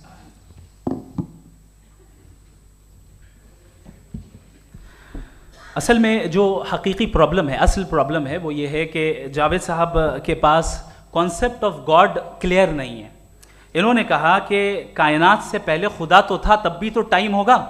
ये टाइम कायनात का हिस्सा है। हम खुदा, उस खुदा को मानते हैं, नेसेसरी बीइंग का टाइमलेस होना ज़रूरी है, चूंकि वो टाइम का क्रिएटर है। जब उसने टाइम को क्रिएट किया तो वो खुद टाइम पे कैसे होगा? उसने जब स्पेस को क्रिएट किया तो खुद स्पेस में कैसे होगा? अगर वो टाइम एंड स्पेस को पहले से ही उसका पाबंद है तो फिर किस चीज को उसने क्रिएट किया? लिहाजा ये सवाल गलत है कि खुदा था तो टाइम होगा, बिल्कुल नहीं। टाइम के पाबंद हम है, खुदा नहीं है। हम फिजिकल वर्ल्ड से ताल्लुक रखते हैं, वो मेटाफिजिकल रियलिटी है। दूसरी चीज इन्होंने मिसाल दी कि चाय की केतली हवा में घूम रही होगी, और पता नहीं शायद वो बर्टन रसल का उन्होंने हवाला दिया। बहरहाल यही प्रॉब्लम है। प्रॉब्लम यही है कि हम चीजों के दरमियान डिफरेंशिएट नहीं कर पाते। ये जो आपने मिसाल दी ये इमेजिनेशन है, और मैं जो साबित कर रहा हूं वो लॉजिकल नेसेसिटी है। आप इमेजिन करना है तो कुछ भी करें, जुपिटर में पिंक एलिफेंट होगा, यूनिकॉर्न होगा, करें, उससे कायनात पे क्या फर्क पड़ता है? उससे आप लॉजिकल नेसेसिटी साबित नहीं कर सकते। मैं तो उस प्राइम कॉज की बात कर रहा हूं, उस नेसेसरी बीइंग की बात कर रहा हूं जिसके बगैर इस कायनात का एग्जिस्टेंस मुमकिन नहीं है। दूसरी चीज, मजहब को साइंस चैलेंज करती है वगैरह वगैरह, ये हमारा टॉपिक ही नहीं है। मैं इस पर बात करूंगा तो फिर मेरा वक्त चला जाएगा। मजहब के ऊपर चूंकि हमारी डिस्कशन नहीं है, साइंस को मजहब और बिलखुसूस मैं और हमारा वर्ल्ड व्यू कम अज कम साइंस को पीछे नहीं करता है, साइंटिज्म की मजम्मत करता है। इसकी वजाहत मैंने पहले कर दी।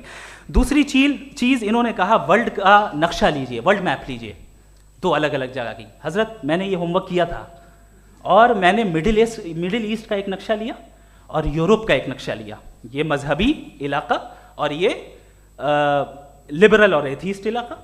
मुझे पता चला कि सबसे ज्यादा रेप केसेस जो हैं वहां पर है।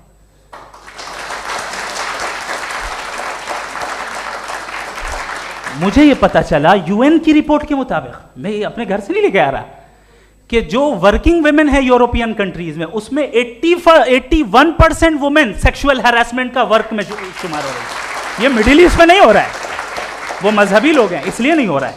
दूसरी चीज आपने ये कहा कि मजहबी आदमी का अच्छा होना हमारे अच्छे होने से बहुत मुश्किल है, बहुत मुश्किल है। तो इसका मतलब यह है कि गॉड के अलावा आपके पास अच्छे और बुरे का कोई स्टैंडर्ड है। मैं चाहूंगा कि कन्वर्सेशनल स्टाइल वाली डिस्कशन और सेगमेंट पे इसी पे बात कर लेते हैं। Thank you very much.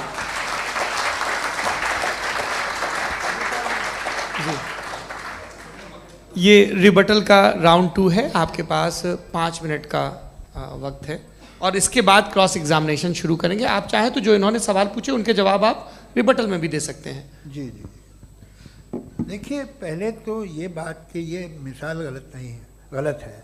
इन्होंने पहले ही हमको डिसार्म कर दिया। कह लिया अकल से मामला सॉल्व नहीं हो सकता, लॉजिक से आप पहुंच नहीं सकते। ये एक मेटाफिजिकल चीज़ है। मेटाफिजिकल अजीब सा लफ्ज़ है, ठीक से किसी को माने नहीं मालूम इसके, तो ऐसा लगता है कुछ बड़ी चीज़ है। अरे भाई क्या होता है मेटाफिजिकल, बताओ, खड़ी हो। ये एक लफ्ज़ है जो कहीं भी इस्तेमाल हो जाता है।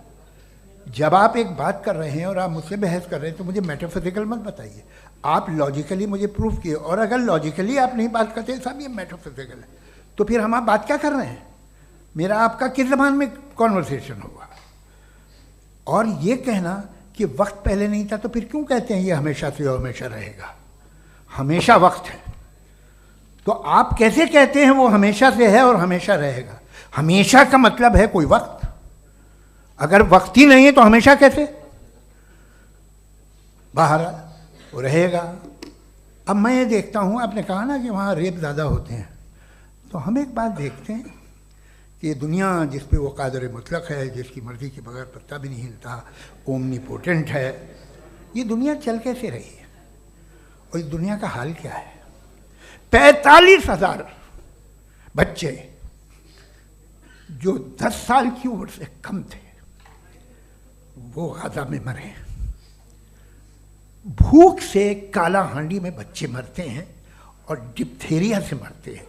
डिप्थेरिया अजीब मर्ज है, गले में जाली बनना शुरू होती है, बच्चा नीला हो जाता है, गरीब का बच्चा, इसलिए कि उपास इलाज में। ये कादर मुतलक है जो चाहे कर दे। इससे आप दुआएं मांगते हैं हमारी ये काम कर दे वो कर दे, तो इसका मतलब डे टू डे लाइफ में वो इंटरफेयर करता है और ये देख रहा है वो। अगर वो वाकई भी है फॉर डिस्कशन सेक, तो मैं जब दुनिया देखता हूँ तो मेरे दिल में उसके लिए कोई इज्जत नहीं पैदा होती। ये क्या कर रहे हो तुम पूरे ऑल पावरफुल हो, ओमनीपोटेंट हो, ओमनी प्रेजेंट हो। तुम तो वहाँ गाजा में रहे होगे ना, तुम हर जगह हो। तुम देख रहे थे कि बच्चे की कैसे धज्जियाँ उड़ रही, तुम देख रहे थे और तुम चाहते हो मैं तुम्हारी परस्तिश करूँगा, तुम हो भी। अरे यार, इससे अच्छे तो हमारे चीफ प्राइम मिनिस्टर हैं, कुछ तो ख्याल करते हैं। कमाल है, आप किसकी इबादत कर रहे हैं? अगर वो है भी, ये दुनिया नाइंसाफी से, जुल्म से, जबर से, तशद्दुद से भरी हुई। और आप ये मत कहिएगा कि वो देख रहा है और वो बताएगा एक दिन। अगर वो देख रहा है और इंटरफेयर नहीं करता तो आप दुआ क्यों मांगते? आप कहते हैं मेरा ये काम करा दे, इसके मतलब है वो दखल दे सकता है, वो आपको नौकरी दिलवा सकता है, भले दूसरे आदमी को न मिले, मगर आपका काम कर देगा चूंकि आपने दुआ मांगी है। तो जब वो आपको नौकरी दिला सकता है, लड़की की शादी कर सकता है, बेटे को ग्रीन कार्ड दिलवा सकता है, तो कम से कम ये जो मर रहे हैं बच्चे, इनको रोक दे, कुछ तो करे। मुझे तो दुनिया में, इस दुनिया का कोई मालिक है, इसका ओमनीपोटेंट कोई रूलर है, और ये दुनिया ऐसी चल रही है। मैं तो चाहूँगा कि भाई ना हो, अगर हो तो बड़ी शर्मिंदगी की बात है। शुक्रिया।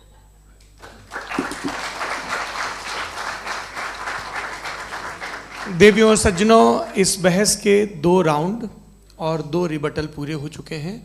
अब सबसे ज़रूरी और सबसे मुश्किल राउंड शुरू हो रहा है, क्रॉस एग्जामिनेशन का। अब इन विद्वानों की सज्जनता की एक परख भी होगी और वक्त हमने 16 मिनट का तय किया है। पहला सवाल आप पूछना चाहेंगे? जी बिल्कुल। पहले बोले भी आप। आप माइक ले लीजिएगा हाथ में, ये नीचे से ऑन है। जी मैं बोलता हूँ, ये डायस हटा सकते हैं क्या हम थोड़ा क्विकली? डायस पीछे कर दीजिए बस थोड़ा सा, है, ताकि ये जो दाएं बाएं लोग बैठे हैं, इसे हटा ही दीजिए। अब हम वहाँ तो जाने वाले नहीं। आराम से आराम से दोनों तरफ से हटा दीजिए।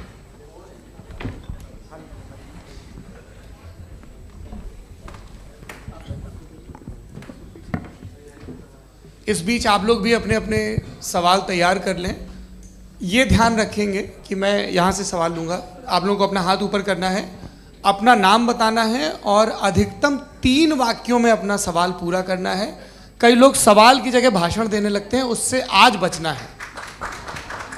जी मुफ्ती साहब, पहला सवाल आपका, 16 मिनट हैं, हम दोनों लोगों के सवाल लेंगे। जी बहुत शुक्रिया। आपकी जो अभी बात हुई बहुत अहम थी, मैं इसको चाहूँगा कि आगे डिस्कस करूँ, लेकिन चूँकि अभी ये वो सेगमेंट है क्रॉस एग्जामिनेशन, तो सबसे पहला सवाल आपसे ये है कि जो मैं इतनी देर से कॉन्टिंजेंसी आर्ग्यूमेंट आपको बता रहा था, ये अकल से ही बता रहा था हजरत, आप ये बताएं कि आप इन्फिनिट रिग्रेस ऑफ कॉजेस को पॉसिबल मानते हैं या नेसेसरी बीइंग के एग्जिस्टेंस को सही समझते हैं? चूँकि 2 ही ऑप्शन हो सकता है, आप ये बताएं।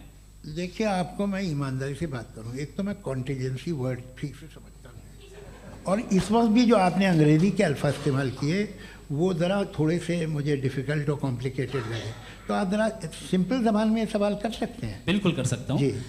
यूनिवर्स की हर चीज़ कॉन्टिंजेंट होने का मतलब ये है कि वो अपने एग्जिस्टेंस में किसी के ऊपर डिपेंडेड है। जो भी चीज़ डिपेंडेड होगी वो चीज़ इंडिपेंडेंट नहीं हो सकती, तो उसका कोई ना कोई कॉज होगा। तो अब आप क्या समझते हैं कि ये इन्फिनिट रिग्रेस है, यानी कॉज पर कॉज, कॉज पर कॉज, कॉज पर कॉज, और कभी कोई यानी ये एंडलेसली चलता रहा? क्योंकि अगर ऐसा होगा तो हम तो एग्जिस्टेंस में आते ही नहीं। लॉजिकली ये मुत्तफक अलैह चीज़ है, मुत्तफक अलैह अग्रीड अपॉन। ओके,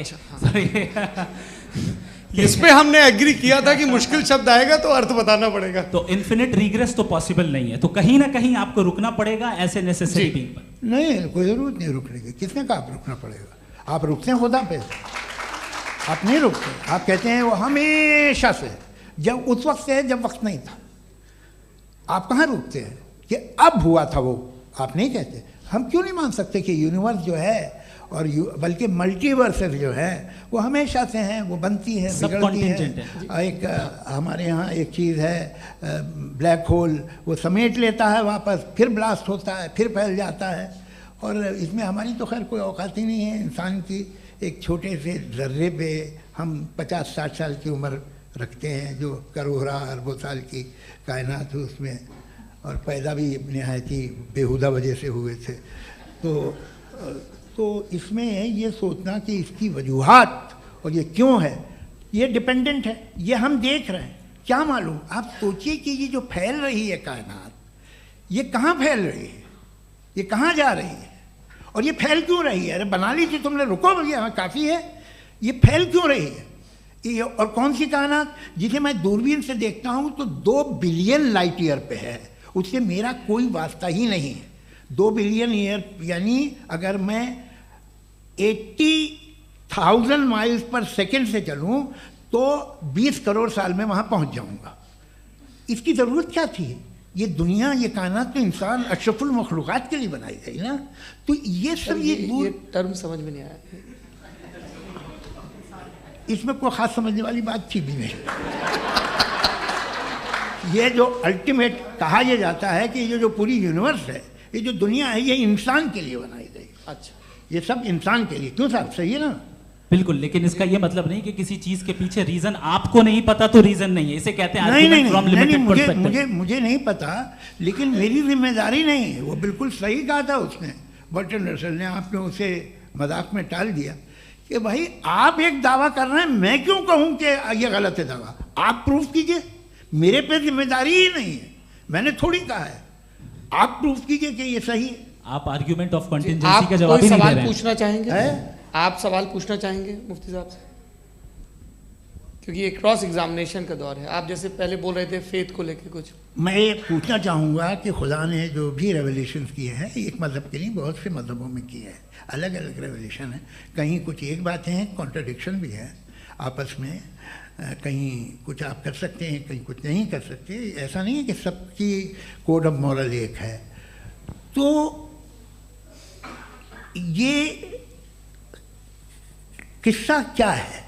अब आप ये देखिए कि मुझे कभी कभी लगता है कि ये जो फुटबॉल फाइनल होता है, लाखों लोग होते हैं, फिर वो टीवी कवर कर, करोड़ों लोग, अगर उसमें खुदा की एक बूमिंग आवाज़ आ जाती, मैं गॉड हूँ, तो सारे लोग अभी सुन लेते और टीवी पे भी सुन लेते, किस्सा ख़त्म होता। ये इतनी राजदारी क्या है कि तुम सामने कुछ तो सबूत दे दो हमें सॉलिड। ये कह रहा साहब ये यूनिवर्स कैसे बनी, इससे मसला क्या हल होगा? मैं पूछूंगा आपसे खुदा कैसे बना? क्यों नहीं पूछूंगा कैसे बना? बल्कि वो तो कायनात से कहीं ज़्यादा इंटेलिजेंट है, कायनात से कहीं ज़्यादा कॉम्प्लेक्स। जी वो हमेशा से है, आप कहेंगे मैं मान लूँगा। अच्छा, दोयम वो कादिर मुतलक, यानी कादिर मुतलक का मतलब ओमनीपोटेंट, वो जो चाहे कर सकता है। आपको नौकरी दिलवा सकता है, आपकी अच्छी जगह शादी करवा सकता है, आपके पड़ोसी का मुकदमा हरवा सकता है, आपको जिता सकता है, सब काम करता है। थोड़ा सा माइक क्लोज जी। वो इस दुनिया को चला कैसे रहा है? ये दुनिया कैसे चल रही है? आपको इस पर हैरत नहीं होती? या क़यामत के बाद कभी एक जस्टिस होगा, जब ये बच्चा मर चुका होगा जिसकी धज्जियाँ उड़ गई बम से, इसको इंसाफ मिलेगा तब। अच्छा, अब जवाब दूं? हाँ जी, मैं वही इसीलिए आप की तरफ। सबसे पहले आपने रेवलेशन और स्क्रिप्चर्स की बात की, इस पे मैं बात कर सकता हूं लेकिन आज नहीं करूंगा चूंकि वक्त कम है, कभी और इस पे डिस्कस करेंगे। मैं तैयार हूं उस पे भी बात करने के लिए। ये अभी से राउंड 2 की भूमिका तय हो रही है। Does God exist round 2? चूंकि आज गॉड के एग्जिस्टेंस पे बात है तो मैं उसी के रिलेटेड जो है आपके सवालात को एंटरटेन भी करूंगा और मैं भी पूछूंगा।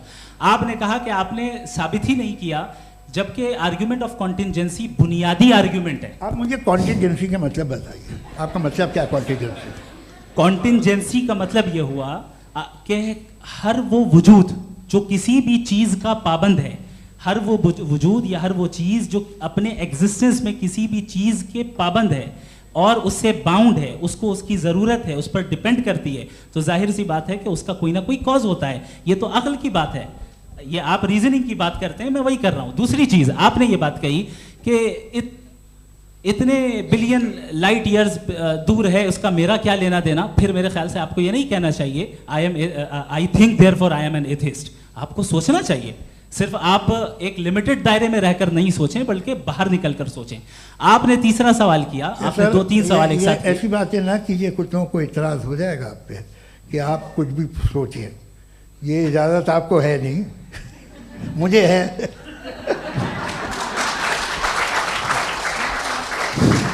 जी, आपने प्रॉब्लम ऑफ इविल के ताल्लुक से सवाल किया और बार बार आप एक लफ्ज रिपीट कर रहे हैं कि ओमनीपोटेंट गॉड है। ऑल पावरफुल गॉड है।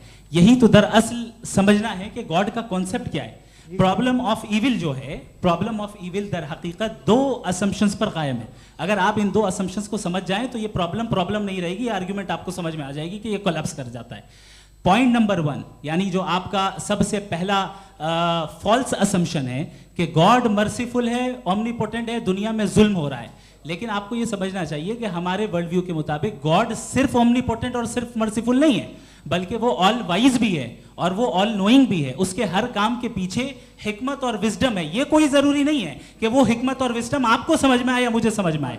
अगर आप जो समझ रहे हैं उसके मुताबिक आप फैसला कर रहे हैं, ये लिमिटेड पर्सपेक्टिव से आर्ग्यूमेंट है। और इस चीज को हम अपनी दुनिया में, अपने लाइफ में, डेली लाइफ में इस प्रिंसिपल को एक्सेप्ट करते हैं। हम जब किसी डॉक्टर के पास जाते हैं, डॉक्टर के पास जाकर वो अगर उसने हमें कोई दवाई दी है तो हम ये तो नहीं कहते कि जब तक आपके पास जितना नॉलेज और जितना विजडम नहीं है, आपने क्यों ये दवाई दी है, तब तक हम इस चीज को एक्सेप्ट नहीं करेंगे। नहीं कहते, हम उसकी अथॉरिटी को तस्लीम करते हैं। क्यों? क्योंकि उसकी हम जानते हैं कि वो नॉलेजेबल है, वो विजडम वाला है, हमसे ज्यादा नॉलेज और हमसे ज्यादा विजडम है। बताएं सर। नहीं, डॉक्टर में और खुदा में बड़ा डिफरेंस है। डॉक्टर पढ़ा लिखा होता है एक, तो मैं उसकी बात सुनूंगा। दोयम ये नहीं, कुछ जवाब तो ये भी नहीं है सर। प्लीज, अगर सब ऑडियंस से बोलने लगेंगे तो फिर मतलब नहीं सिविलाइज्ड बहस का। मतलब आप ये कहें कि चूंकि आप डॉक्टर पे बिलीव करते हैं इसलिए खुदा पे बिलीव किए, क्या ये मिसाल आपको समझाने के लिए आर्गुमेंट है, इस पे आपको एतराज नहीं है। तो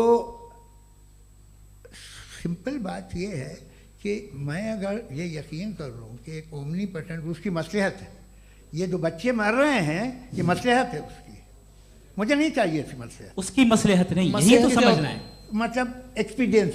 अच्छा, इस आपने अभी मेरी बात पूरी सुनी नहीं। मैंने कहा आपका पूरा आर्ग्यूमेंट दो फॉल्स असम्पशंस पर है। एक फॉल्स असम्पशन मैंने बता दिया, दूसरा फॉल्स असम्पशन ये है कि इस दुनिया में इविल के होने का कोई गुड रीजन नहीं है, जबकि हमारे पास बाज रीजंस मौजूद हैं, हमारे पास बाज वजूहात मौजूद हैं। अगर इस दुनिया में इविल ना हो तो आप गुड को डिफाइन कैसे करेंगे? अगर जुल्म ना हो आप इंसाफ को समझेंगे कैसे? अगर तारीकी ना हो तो आप लाइट को समझेंगे कैसे? बहुत अच्छे। अभी और सुन लें, अभी और बाकी है। ये तो बात बहुत पसंद आई साहब मुझे, कि जब तक रेप ना हो तब तक औरतों की इज्जत का ख्याल आपने मेरा जवाब पूरा सुना ही नहीं। जब तक के बच्चों का कत्ल ना किया जाए तब तक आपको बच्चों की मासूमियत की इज्जत। आपने पूरा जवाब सुना ही नहीं। क्या बात है, क्या आपने नुक्ता निकाला? आपने पूरा जवाब सुना ही नहीं। आप सुन लें, मेरी बात सुन लें। ये मैंने आपको एक चीज बताई। दूसरी चीज, इस दुनिया में हम आए हैं टेस्ट के लिए, हमारा टेस्ट हो रहा है और हर इंसान का अलग अलग अंदाज में टेस्ट होता है। और इस दुनिया में अगर इविल मौजूद है तो वो इविल जरिया है हमारे अंदर ह्यूमन नोबल क्वालिटीज को डेवलप करने का और अलग अलग फील्ड में प्रोग्रेस करने का। और अगर हमारे अंदर और इस दुनिया में इविल नहीं होता तो बताइए टेस्ट का मतलब क्या होता? अगर मैं अपने स्टूडेंट को एमसीक्यूज दूं और उसमें सिर्फ राइट आंसर लिख कर दे दूं और कहूं तुम्हारा टेस्ट हो गया, ये मीनिंगलेस है। इस दुनिया में अगर हम टेस्ट के लिए आए हैं तो जाहिर है गुड एंड इविल दोनों मौजूद है। तो अगर गुड एंड इविल दोनों मौजूद है तो ये इविल भी खुदा का बनाया हुआ है? जी हाँ, खुदा का बनाया हुआ है। लेकिन अच्छा, चलो अच्छी बात। जी बिल्कुल, तो बिल्कुल खुदा ने बनाया। अभी तो ये है कि जो मेजॉरिटी है दुनिया में वो इविल है, तो ये खुदा एक्चुअली इविल के साइड पे लग रहा है मुझे। बिल्कुल भी नहीं, मैं बताता हूं। मेजॉरिटी में तो वो है। क्या बात कर रहे हैं भाई आप? कोई भी जो मुंसिफ होगा, चाहे आपका अपना घर हो जिसके आप सबसे बड़े हैं, चाहे आपकी ऑर्गेनाइजेशन हो जो आप चलाते हैं, वहाँ पर आप इविल रखेंगे साबित करने को कि बाकी लोग शरीफ हैं। मेरी बात सुनिए, क्या ये आर्ग्यूमेंट ही गलत है? अगर कि जब तक के कोई इविल नहीं होगा तब तक के शरीफ आदमी शरीफ नहीं लगेगा। अगर एग्जामिनर गलत ऑप्शन दे रहा है तो एग्जामिनर इविल नहीं हो गया, जो गलत ऑप्शन को सेलेक्ट कर रहा है वो फेल होगा। क्रिएटर ने इविल को बनाया है लेकिन वो इविल नहीं है। अच्छा सुनिए मेरी बात, let me complete sir. Creator ने इविल को बनाया है टेस्ट के लिए, वो इविल नहीं है। इविल वो होगा जो उसे इख्तियार करेगा। छुरी को बनाने वाला गलत नहीं होता है, छुरी का गलत इस्तेमाल करने वाला गलत होता है। रेप को कैसे गलत इस्तेमाल करते हैं? रेप इंसान के फ्री विल का नतीजा है।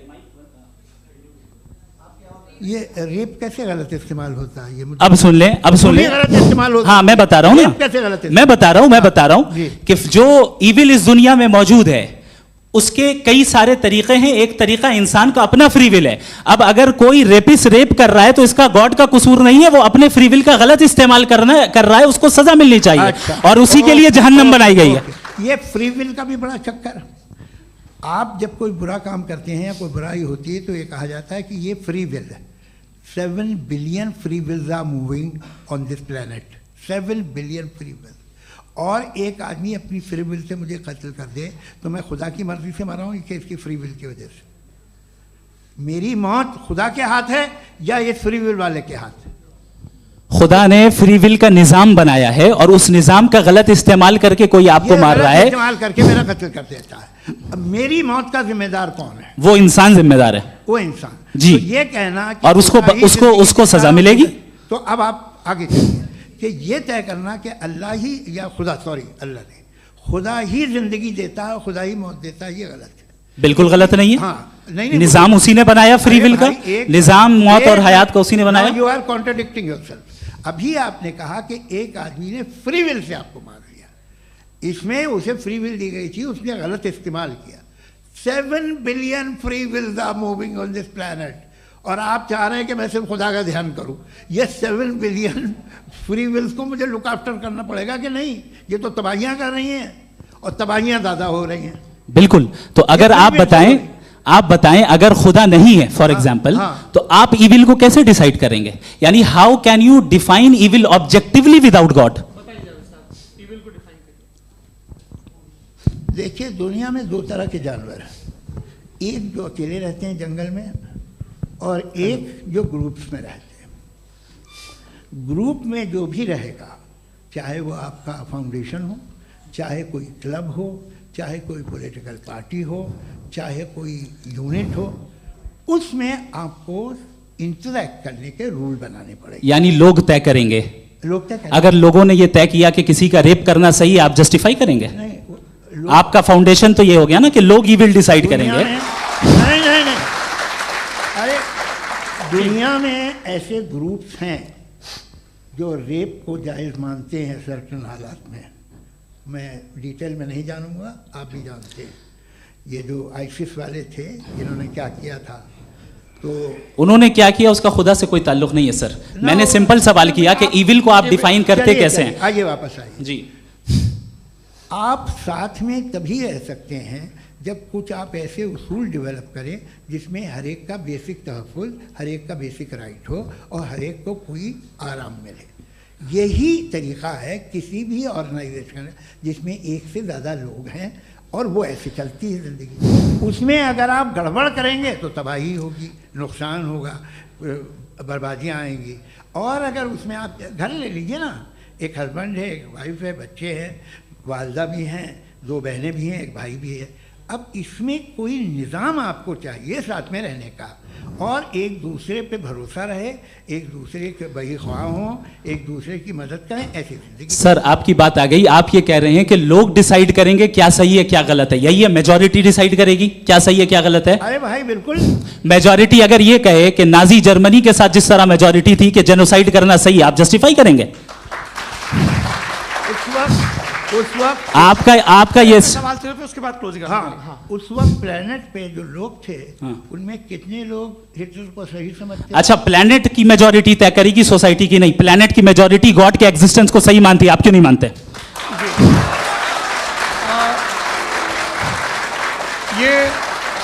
हेलो ये क्रॉस क्वेश्चन का राउंड यहाँ पर समाप्त होता है। और ये बड़ा अच्छा है कि इस तरह से फ्रेगमेंट कर दिया गया है ताकि जो मरकरी ऊपर जा रहा है नीचे जवाब दे दूं। जी। प्लेनेट की ज़्यादातर मेजॉरिटी कुछ दूसरे मजहबों के खुदा को मानती है। आप उन्हें क्यों नहीं? आप तो मेजॉरिटी की बात कर रहे हैं। अच्छा, ये क्लोजिंग आप ये कह रहे हैं इविल और गुड को डिसाइड मेजॉरिटी करेगी। मेजॉरिटी जो कर दे वो सही हो जाएगा। क्लोजिंग इसको जैसा आप ही लोगों ने तय किया है उसी फॉर्मेट को फॉलो कर लेते हैं। हाँ भाई, मैंने तो भले लोगों पे एतबार किया और तब मॉडरेशन तय किया। जी, आपके पास 5 मिनट का वक्त है, क्लोजिंग आर्ग्यूमेंट है, उसके बाद हम ऑडियंस से क्वेश्चन आंसर लेंगे जावेद साहब की क्लोजिंग आर्ग्यूमेंट के बाद। ओके, बहुत शुक्रिया जी। हमारा जो टॉपिक है डज गॉड एग्जिस्ट, मैं इस पे इतने एकेडमिक तैयारी करके आया था, मुझे था कि मैंने सोचा था कि कई सारे मैं आर्ग्यूमेंट्स दूंगा, लेकिन वक्त की भी किल्लत और जावेद साहब बार बार इधर उधर चले जा रहे थे तो उसको भी थोड़ा एंटरटेन करना पड़ गया।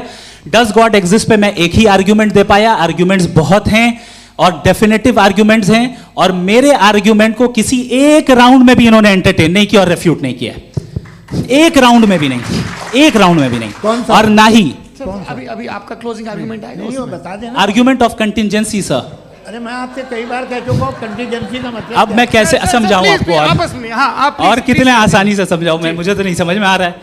आप अपनी आर्ग्यूमेंट ऑफ कंटीजेंसी उर्दू में बोल सकते हैं। हाँ आप अपनी बात पूरी कर लें जी, आखिरी 4 मिनट। दूसरी चीज, just a minute please ma'am, can I talk? दूसरी चीज ये है कि आपने एक तो इसका जवाब नहीं दिया, दूसरा आपने गॉड के ना होने पर कोई डेफिनेटिव आर्ग्यूमेंट नहीं दिया, सिर्फ मजहब पे बात कर रहे हैं आप। मजहब तो आज हमारा टॉपिक ही नहीं था, आज तो हमारा टॉपिक हो, आप मजहब से ले लेकर आईएस तक चले गए। भाई हमारा क्या ताल्लुक है उससे? We condemn them. और उसका गॉड से क्या ताल्लुक है? अगर कोई गलत काम कर रहा है, किसी ने किसी को कत्ल किया, किसी ने किसी का रेप किया, उसको सजा मिलनी चाहिए। और आपके पास कोई भी rational strong foundation of morality नहीं है। आपने कहा कि मेजॉरिटी तय करेगी सोसाइटी की, वो सही होगा। मैंने कहा हिटलर को फिर आप सही कहेंगे, नहीं, प्लैनेट की सोसाइटी की मेजॉरिटी तय करेगी। तो प्लैनेट की मेजॉरिटी गॉड के एग्जिस्टेंस को मानती है, आप कह रहे हैं ये रिलीजियस है। तो यानी आपके पास कोई स्ट्रॉन्ग फाउंडेशन नहीं है ऑब्जेक्टिव मोरालिटी का। ऑब्जेक्टिव मोरालिटी का अगर कोई फाउंडेशन है तो वो सिर्फ गॉड है, गॉड है, गॉड है। थैंक यू जी। ये मुफ्ती शमाइल नदवी साहब का क्लोजिंग आर्ग्यूमेंट था। अब हमारे पास जी जी ये बड़ा अच्छा है कि दोनों लोगों को मॉडरेटर से शिकायत भी और बोल रहे हैं भाई हमारी शाबाशी भी तो करते चलो। अब मेरी बात जी आपके पास जावेद अख्तर साहब 5 मिनट का वक्त है, ये आपका क्लोजिंग आर्ग्यूमेंट है, टाइम रीसेट कर दें जी। देखिए बहुत सारी बातें हैं। गॉड का डेफिनेशन दुनिया के किसी भी रिलीजन में है कि वो ओमनीपोटेंट है, ओमनीप्रेजेंट है, he is just, he is kind, he loves you and so on. मैं जब दुनिया देखता हूँ तो मुझे कोई ऐसा सुप्रीम पावर यहाँ दिखाई नहीं देती है जो इंसान की बहबूदी के लिए कुछ कर रही हो, कमज़ोर को बचा रही हो, मदद कर रही हो, जालिम को पीछे हटा रही हो। मैं नहीं देखा, तारीख़ में नहीं। एक तो अगर है और ये देख रहा है तमाशा तो उसका होना न होना बराबर है। दोयम ये कि ये जो है जब आप ये कहते हैं कि कायनात जिसकी कंटीजेंसी है, मैं देखिए वो लफ्ज़ इस्तेमाल किया मैं, तो ये कैसे हो सकती है भाई? और फ़ौरन आप सरेंडर कर देते हैं कि जाहिर है कि इसका बनाने वाला तो इससे 10,000 गुना था कॉम्प्लिकेटेड होगा। उस पर आपके होने पे कोई इतराज़ नहीं है। उसे वो टाइमलेस है, वो पहले से था, टाइम तो बहुत बाद में आया। ये सब आप मानने को तैयार है जिसका आपके पास कोई सबूत नहीं, आपके पास कोई रीज़न नहीं है। आपकी तारीफ क्या है मज़हबों की? बिलीफ की, जो खुदाओं का बिलीफ है, ये कॉन्स्टेंटली गलत साबित होता रहा है। मतलब आप कहें कि अरिस्टोटल के ज़माने में तो सब जाहिल थे, वो भी इतने ही यकीन से खुदा पे यकीन रखते थे जो अब नहीं रहा, ये भी नहीं रहेगा। आप लिख लीजिए। और इसके आसार आपको दुनिया में दिखाई देना शुरू हो चुके हैं। ये बहस क्या आज से 100 साल पहले इस तरह हो सकती थी? यहाँ तक तो आपको हम ले आए हैं। तो सर अरे इनको मदद की ज़रूरत नहीं भाई, ये सेल्फ सफिशिएंट आदमी है, आप क्यों इनकी मदद कर रहे हैं? Sir please. तो ये जो है तमाम बातें अपनी जगह हैं। ये एक पैकेज है। आप अकेले, कोई आदमी ऐसा नहीं जो सिर्फ गॉड को मानता हो, उसके साथ बहुत पैराफर्नेलिया आता है, अलग अलग पैराफर्नेलियाज आते हैं। They have always created chaos in the society. मैं तो आपको सीधा ऑफर देता हूँ कि दुनिया में 10 इम्पॉर्टेंट बिलीव्स हैं। आप एक मानते हैं, 9 नहीं मानते, 9 में आप एथियस्ट हैं, 9 को आप बिल्कुल रीजनेबली मेरी तरह देखते हैं। तो 90 मजहबी आदमी भी 90% एथियस्ट है। वो दूसरे खुदा नहीं मानता, एक खुदा मानता है अपना वाला, बाकियों को कहता है गलत है। अगर आप मानना ही बंद कर दें तो आपका 10% चांस है कि आप सही हैं और 90% चांस है कि आप गलत हैं। मेरा मशवरा है आप मानना छोड़ दिए तो 50% चांस होगा कि आप सही हैं और 50% चांस होगा, 40% आप गेन करेंगे बाय बिकमिंग एन एथियस्ट।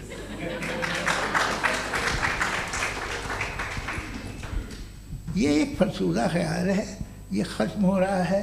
हो सकता है मेरी ज़िंदगी में ना हो, लेकिन ये हो जाएगा। जो बातें ये इनको आप मेटाफिज़िकल ये वो ऐसे रिस्पेक्टेबल टर्म दे दिए, ये तो उन लोग के हैं जिन्हें ना फिज़िक्स मालूम थी ना मेटा मालूम था, ये उन्होंने आपको दिए हैं। जी बहुत शुक्रिया आप दोनों लोगों का। और अब इस बातचीत का आखिरी राउंड शुरू होगा, डज गॉड एग्जिस्ट की ये बहस मुफ्ती शमाइल नदवी और जावेद अख्तर साहब के बीच। आप लोग अपने अपने हाथ ऊपर करेंगे, मैं यहाँ से तय करूँगा। और माइक हमारे पास है क्या? एक ही माइक है ऑडियंस के लिए? 2 माइक है, एक इस तरफ एक इस तरफ, ठीक है। तो जी सबसे पहले हमारी सहयोगी हैं मारिया शकील जी, पूछिए सवाल।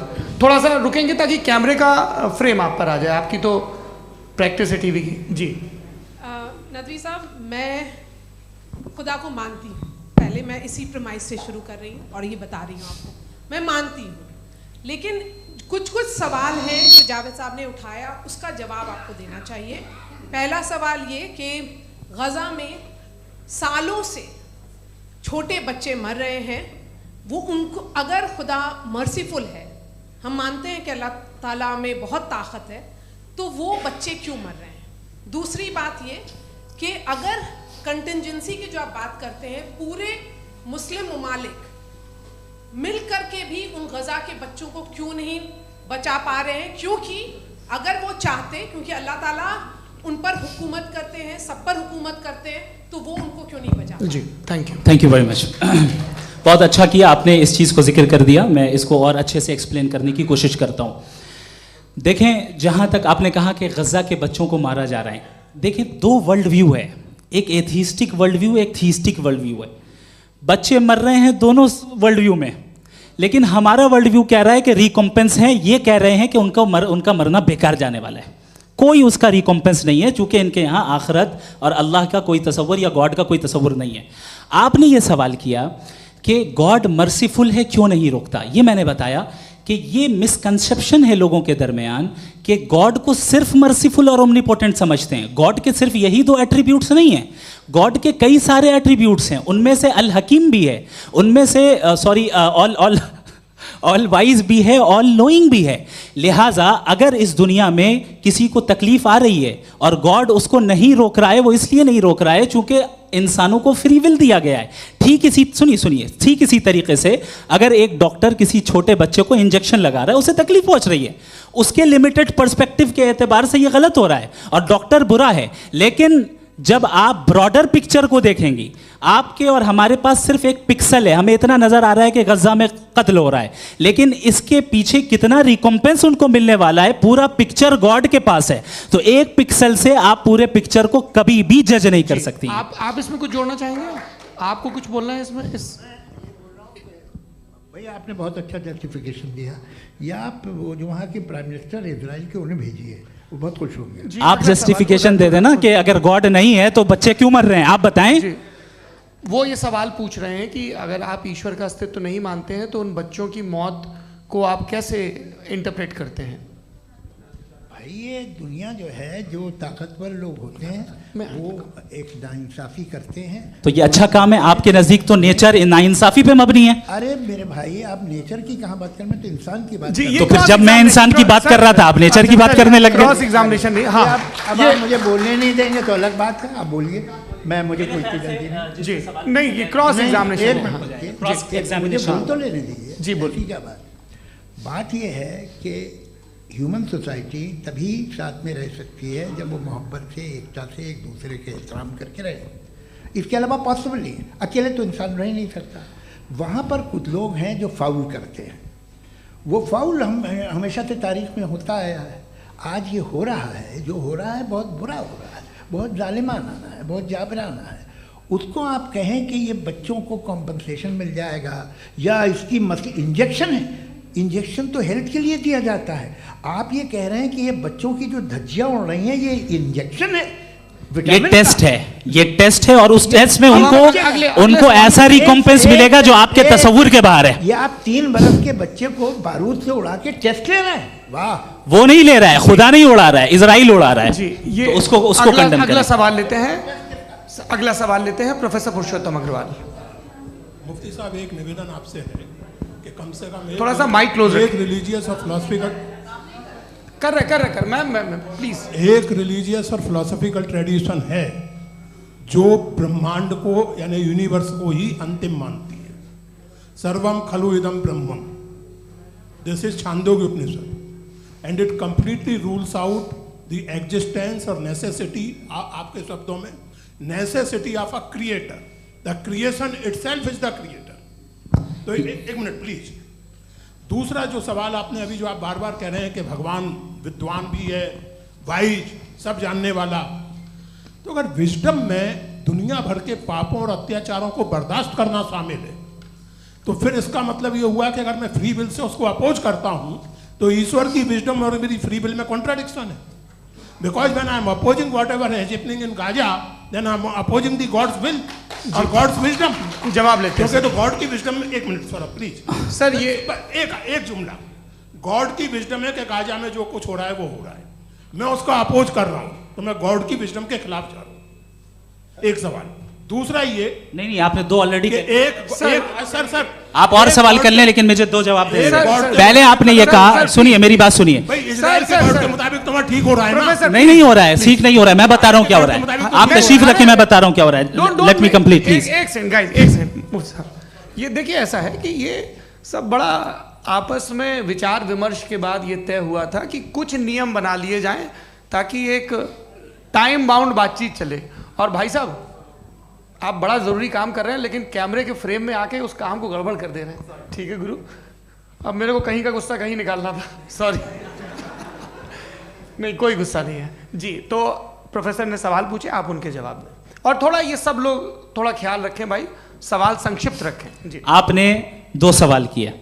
सबसे पहला ये कहा कि हमारे पास ये कॉन्सेप्ट है कि ये यूनिवर्स खुद नेसेसरी बीइंग है, creation itself is the creator. How irrational is this कि मैं एग्जिस्ट करूंगा बाद में, लेकिन अभी एग्जिस्ट कर भी रहा हूं, यानी एक ही टाइम में एग्जिस्ट भी कर रहे हैं, नहीं भी कर रहे हैं। This is not true. दूसरी चीज आपने कहा कि अगर इजराइल में, सॉरी माफ कीजिएगा, Israel doesn't exist, occupied Palestine में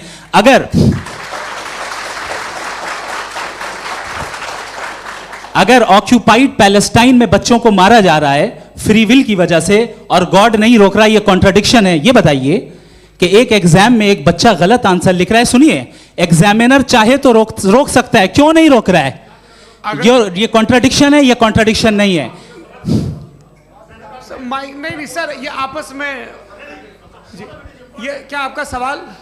माइक दीजिए। फ्री विल दिया गया है टेस्ट के लिए, अकाउंटेबिलिटी के लिए। अगर फ्री विल नहीं होता तो आप कहते हैं हमें रोबोट बना दिया गया। नॉट मिसरिप्रेजेंट माय पोजीशन, आपकी जो भी पोजीशन, मैं अपनी फ्री विल के नाते, अपने ह्यूमन विजडम के नाते गाजा में हो रही अत्याचार का विरोध करता हूं। बिल्कुल करना चाहिए। आपके हिसाब से मैं गॉड की विजडम का विरोध कर रहा हूं? बिल्कुल नहीं, जो हो रहा है गॉड, बिल्कुल भी नहीं, बिल्कुल भी नहीं।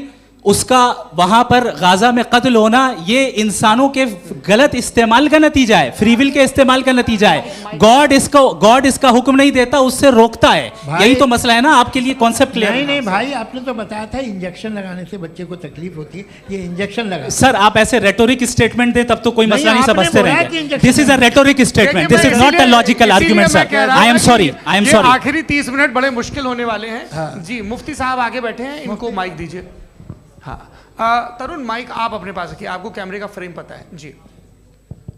सबसे पहले दोनों को मुबारकबाद। एक सर अपना आप नाम बता दें। आप अमेरिका में शिकागो में रहते हैं, इतना मुझे याद है। बताया आपको, यासिर नदीम अलवाजदी मेरा नाम है।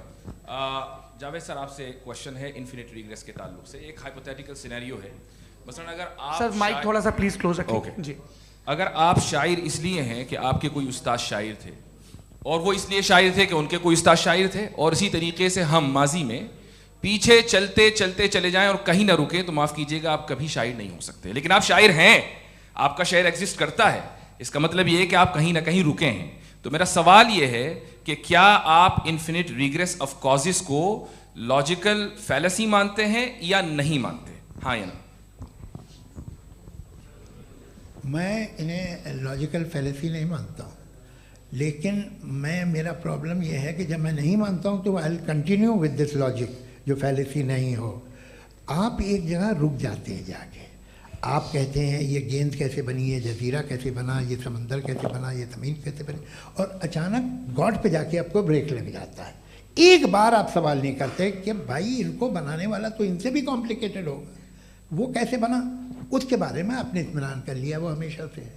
तो अगर आप उसे हमेशा से मानते हैं तो फिर ये मान लीजिए कि कायनात हमेशा से है, क्या तकलीफ है?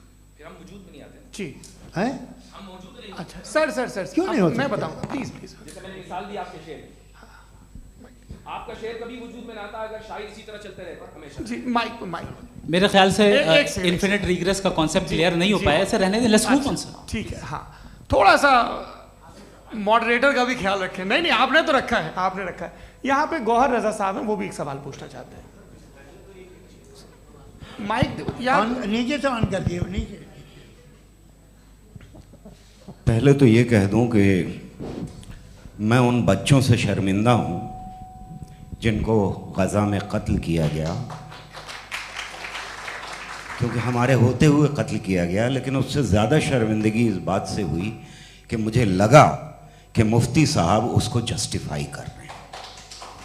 बिल्कुल भी नहीं, आप बहुत ही गलत, मुझे लगा मैं गलत हो सकता हूं। बिल्कुल गलत मैं है। सवाल पूछ रहा हूं, सवाल मैं सवाल पूछ रहा हूं। मैं जावेद भाई से डिसएग्री करता हूं। एक सेकंड देखिए, अगर देखिए ऐसा, एक सेकंड आप सर वेट, अरे आप कुछ मेरे पहले मुझे अपनी बात कह लेने दीजिए। अगर ऑडियंस तय करेगी तो फिर मॉडरेटर का मतलब नहीं। मेरा आप सबसे ये कहना है, ये बहस दो लोगों के बीच में है, एक तरफ मुफ्ती साहब, एक तरफ जावेद साहब।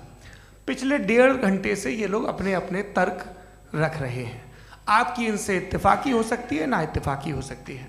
मेरे उस्ताद मुझे सिखा गए हैं कि मुखामुखम में असहमति की गुंजाइश बची रहनी चाहिए। अगर मैं आपकी बहुत इज्जत करता हूँ गौहर साहब, आपने जो कमाल की किताबें लिखी, साइंटिफिक टेम्परामेंट, लेकिन मेरी ये गुजारिश है आप सबसे कि यदि आप इन लोगों ने जो बोला उन पर टिप्पणियां करेंगे तो ना वक्त की पाबंदी रहेगी, ना वो अनुशासन।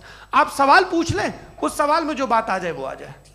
मैं जावेद साहब से डिसएग्री करता हूं, इसलिए जावेद साहब से सवाल पूछ रहा हूं। आपका सवाल जावेद अख्तर साहब से। और सवाल ये है मेरा कि जावेद साहब ने कई बार लॉजिक का इस्तेमाल किया कि साइंस में लॉजिक है और रिलीजन में लॉजिक नहीं है। मेरा ख्याल ये है कि रिलीजन में भी लॉजिक है, लेकिन उस लॉजिक की बेसिस ये है कि आप रुक जाते हैं, जिसका जिक्र जावेद साहब ने बार बार किया, यानी खुदा के तसव्वुर पे आते हुए, गॉड के तसव्वुर पे आते हुए रुक जाते हैं। और इसमें सवाल पूछना मतलब फॉरबिडन होता है। सवाल ये है कि क्या जावेद साहब इससे एग्री करते हैं कि साइंस की लॉजिक अलग है और रिलीजन की लॉजिक अलग है? बताइए सर। देखिए, 3 चीज़ें हैं। साइंस है, एक है मंतिक है, इस्तिदलाल है, और एक जो है कुछ भी नहीं है, फेथ है, अकीदा है। मैं अकीदे की लॉजिक का कायल नहीं हूँ। मुझे आप इस्तिदलाल से, लॉजिक से, रीज़न से समझाइए, मैं मानने को तैयार हूँ, मेरा क्या नुकसान होगा। लेकिन ये कि अकीदे पे मैं नहीं जा सकता हूँ। अकीदे का मतलब है कि तुम ये मान लो, सवाल ना करो, ये नहीं। आप सारी बातें करके, बड़ी साइंटिफिक बातें करके एक जगह जाके खुदा के हुदूद पे रुक जाते हैं, सरेंडर कर देते हैं। मैं सरेंडर करने को तैयार नहीं। दैट्स ऑल जी। ये आगे सर बैठे हुए हैं, इनको माइक दीजिए। भाई वो आप पूछना चाह रहे थे ना भाई? हाँ, नहीं मैं ये थैंक यू जी। आपका नाम? आसिम इफ्तिखार। आसिम जी, पूछिए। सर, जावेद सर से सवाल है कि आपने अपने क्लोजिंग माइक थोड़ा करीब रखिए। अपने क्लोजिंग स्टेटमेंट में बात कही थी कि मज़हब का जो फ्यूचर है वो ज़्यादा दिन नहीं जाने वाला है। लेकिन मैं देख पा रहा हूँ कि जो ऑक्सफोर्ड यूनिवर्सिटी की एक स्टडी है 2011 में हुई है, जिसके 50 एकेडमिशियंस ने इसको अंजाम दिया था, उसमें वो ये कहते हैं कि जो फेथ इन गॉड है वो इनबिल्ट है ह्यूमन नेचर के अंदर, जिसको हम कहते हैं फितरत के अंदर शामिल है वो। और वो ये कहते हैं कि अगर कोई ये समझता है कि मज़हब को वो ख़त्म कर देगा तो ये उसकी गलत फहमी है। तो आप इसके बारे में, इस स्टडीज़ के बारे में क्या कहते हैं? ठीक है। मैं उनसे एग्री नहीं करता हूँ। वो कौन से प्रोफेसर होंगे? ऐसा उनके क्या पास डेटा है, इन्होंने डेटा के बेस होगा। डेटा क्या हो सकता है? फ्यूचर का डेटा तो नहीं हो सकता ना उनके पास। प्रेजेंट का डेटा हो सकता है। डेटा आपने सुना 100 साल पहले का बाद का डेटा? मैंने तो नहीं सुना आज तक। तो आज उनकी ये राय है और होगी राय।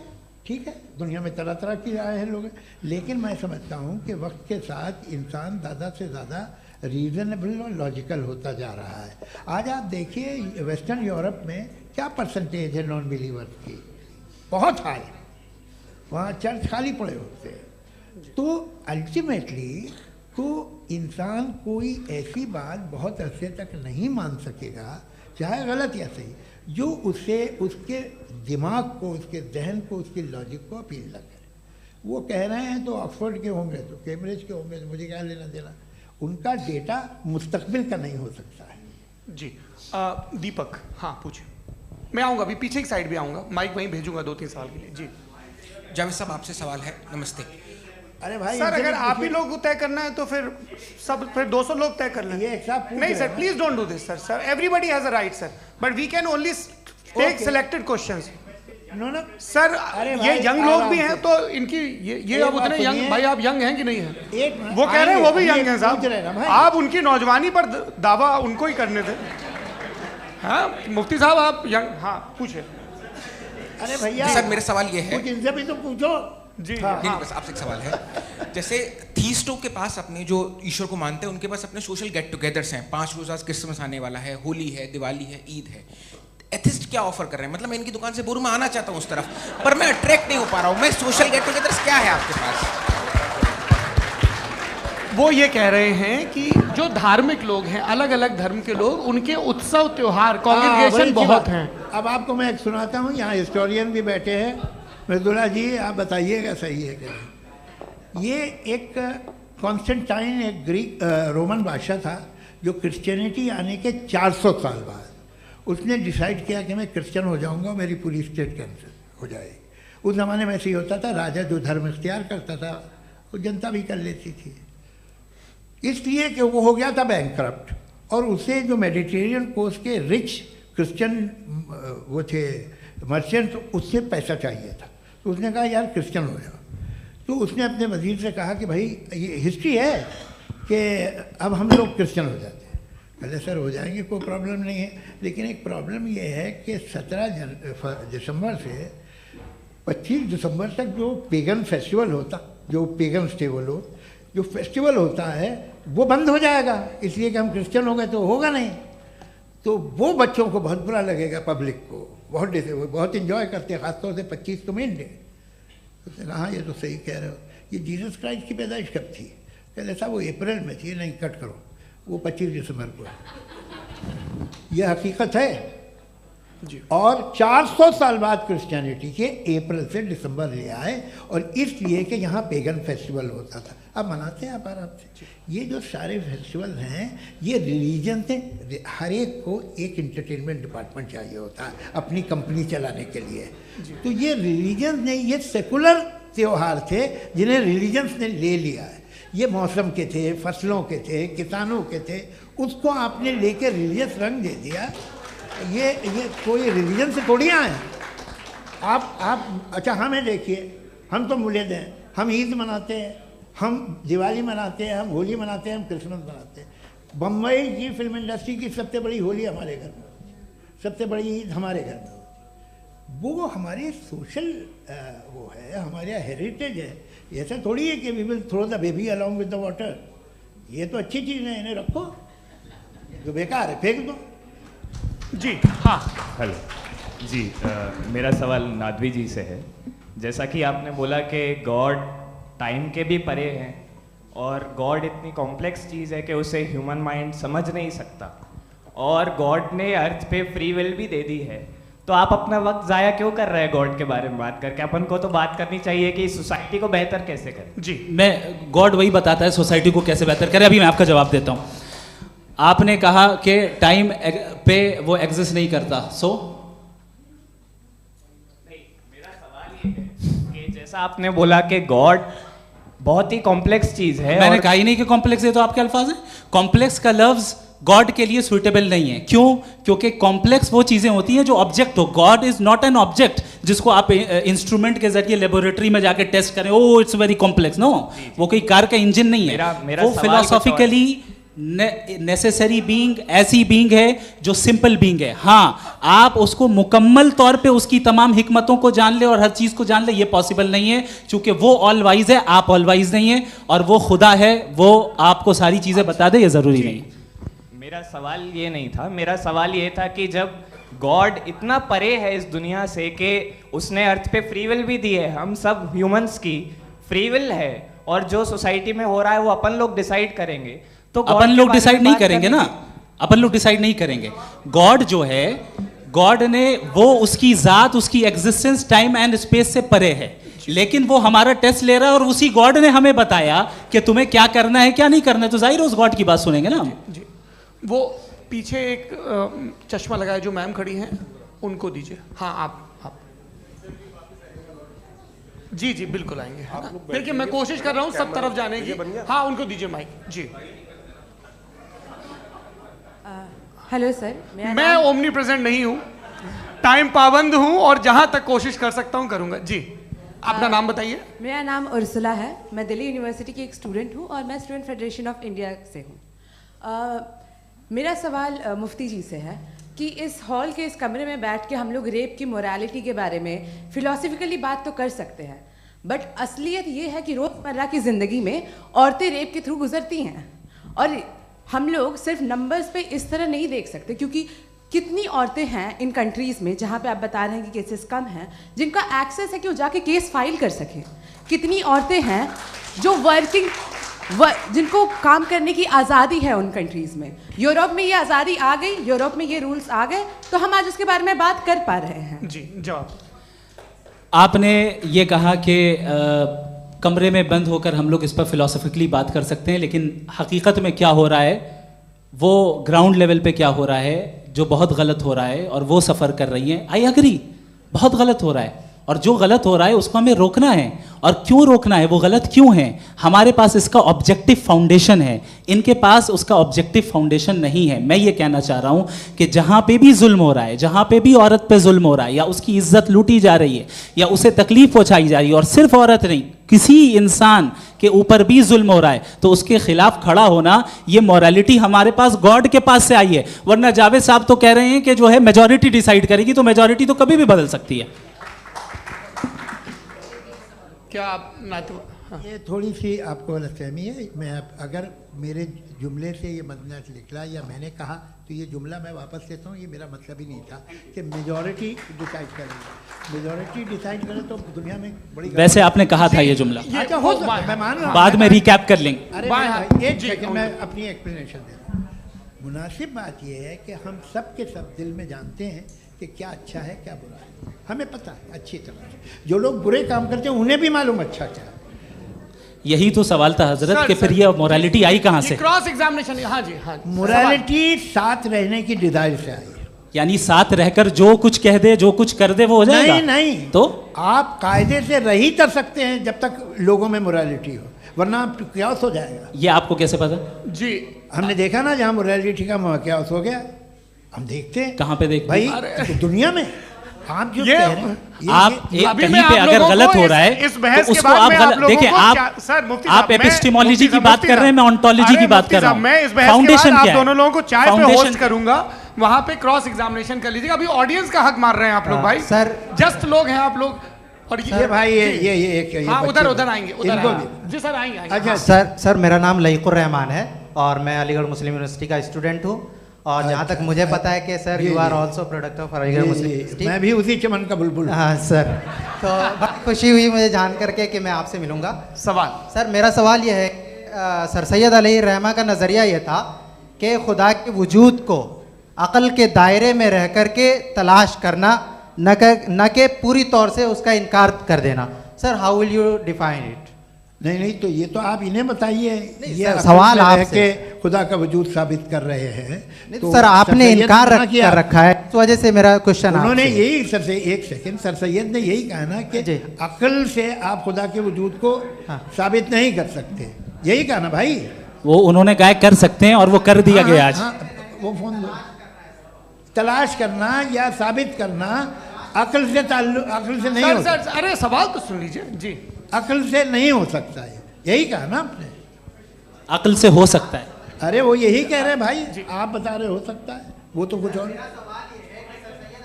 आप अगर सर देखो नौजवान फोन ले लो, वो इतनी कमाल की यूनिवर्सिटी है। अरे भाई दे दो उन्हें जरा, एक मिनट दे दो भाई, मेरी बात सुनो, माइक पे बोलो ताकि जो लाखों लोग देख रहे हैं। माइक दे दो ना। अरे देंगे ना माइक, तुम ठहरो तो। हाँ सर, मेरा सवाल ये था कि सर सैयद अलैहिर्रहमा का एक नज़रिया था अपना कि खुदा का जो वजूद है उसको अक़ल के दायरे में रह करके तलाश करना है, न कि पूरे तौर से इनकार कर देना है। ये उनका कॉन्सेप्ट था। लेकिन मेरा सवाल ये है कि आप इसको कैसे डिफाइन करते हैं, एक्सप्लेन कैसे करेंगे, मैं आपसे जानना चाहता हूँ, क्योंकि you are the product of Aligarh Muslim University. मुझे अक़ल के दायरे में रख के मैंने बहुत तलाश की, मुझे मिला नहीं। हाँ ये इधर वो चश्मा लगाए जो, हाँ उनको दे दीजिए। जी जी फटाफट पूछिए, बस 5 मिनट है, 5 मिनट में खत्म हो रहा है। हाँ अस्सलाम वालेकुम मुफ्ती साहब, एंड मेरा सवाल जावेद अख्तर साहब से। क्या नाम है आपका? अरे भैया सब मुझे पूछ रहे हो। फैज पूछिए फैज साहब। तो मेरा सवाल ये है कि अभी जो एथियस्ट है वो problem of evil argument use कर रहे हैं अगेंस्ट मुस्लिम्स, राइट? कि इस दुनिया में इतना सारा ईविल है और अगेंस्ट मुस्लिम तो यहाँ अगेंस्ट थियस्ट। हाँ थोड़ा सा करेक्ट कर लीजिए भाई, पूरी मशक्कत ही इसी बात की थी कि किसी एक मजहब पे बात न टिके। जी, तो बेसिकली ये आर्ग्यूमेंट ऐसा है कि इस दुनिया में इतना ज़्यादा ईवल एग्जिस्ट करता है और अगर एक ऑल गुड गॉड है तो वो रोकता क्यों नहीं है?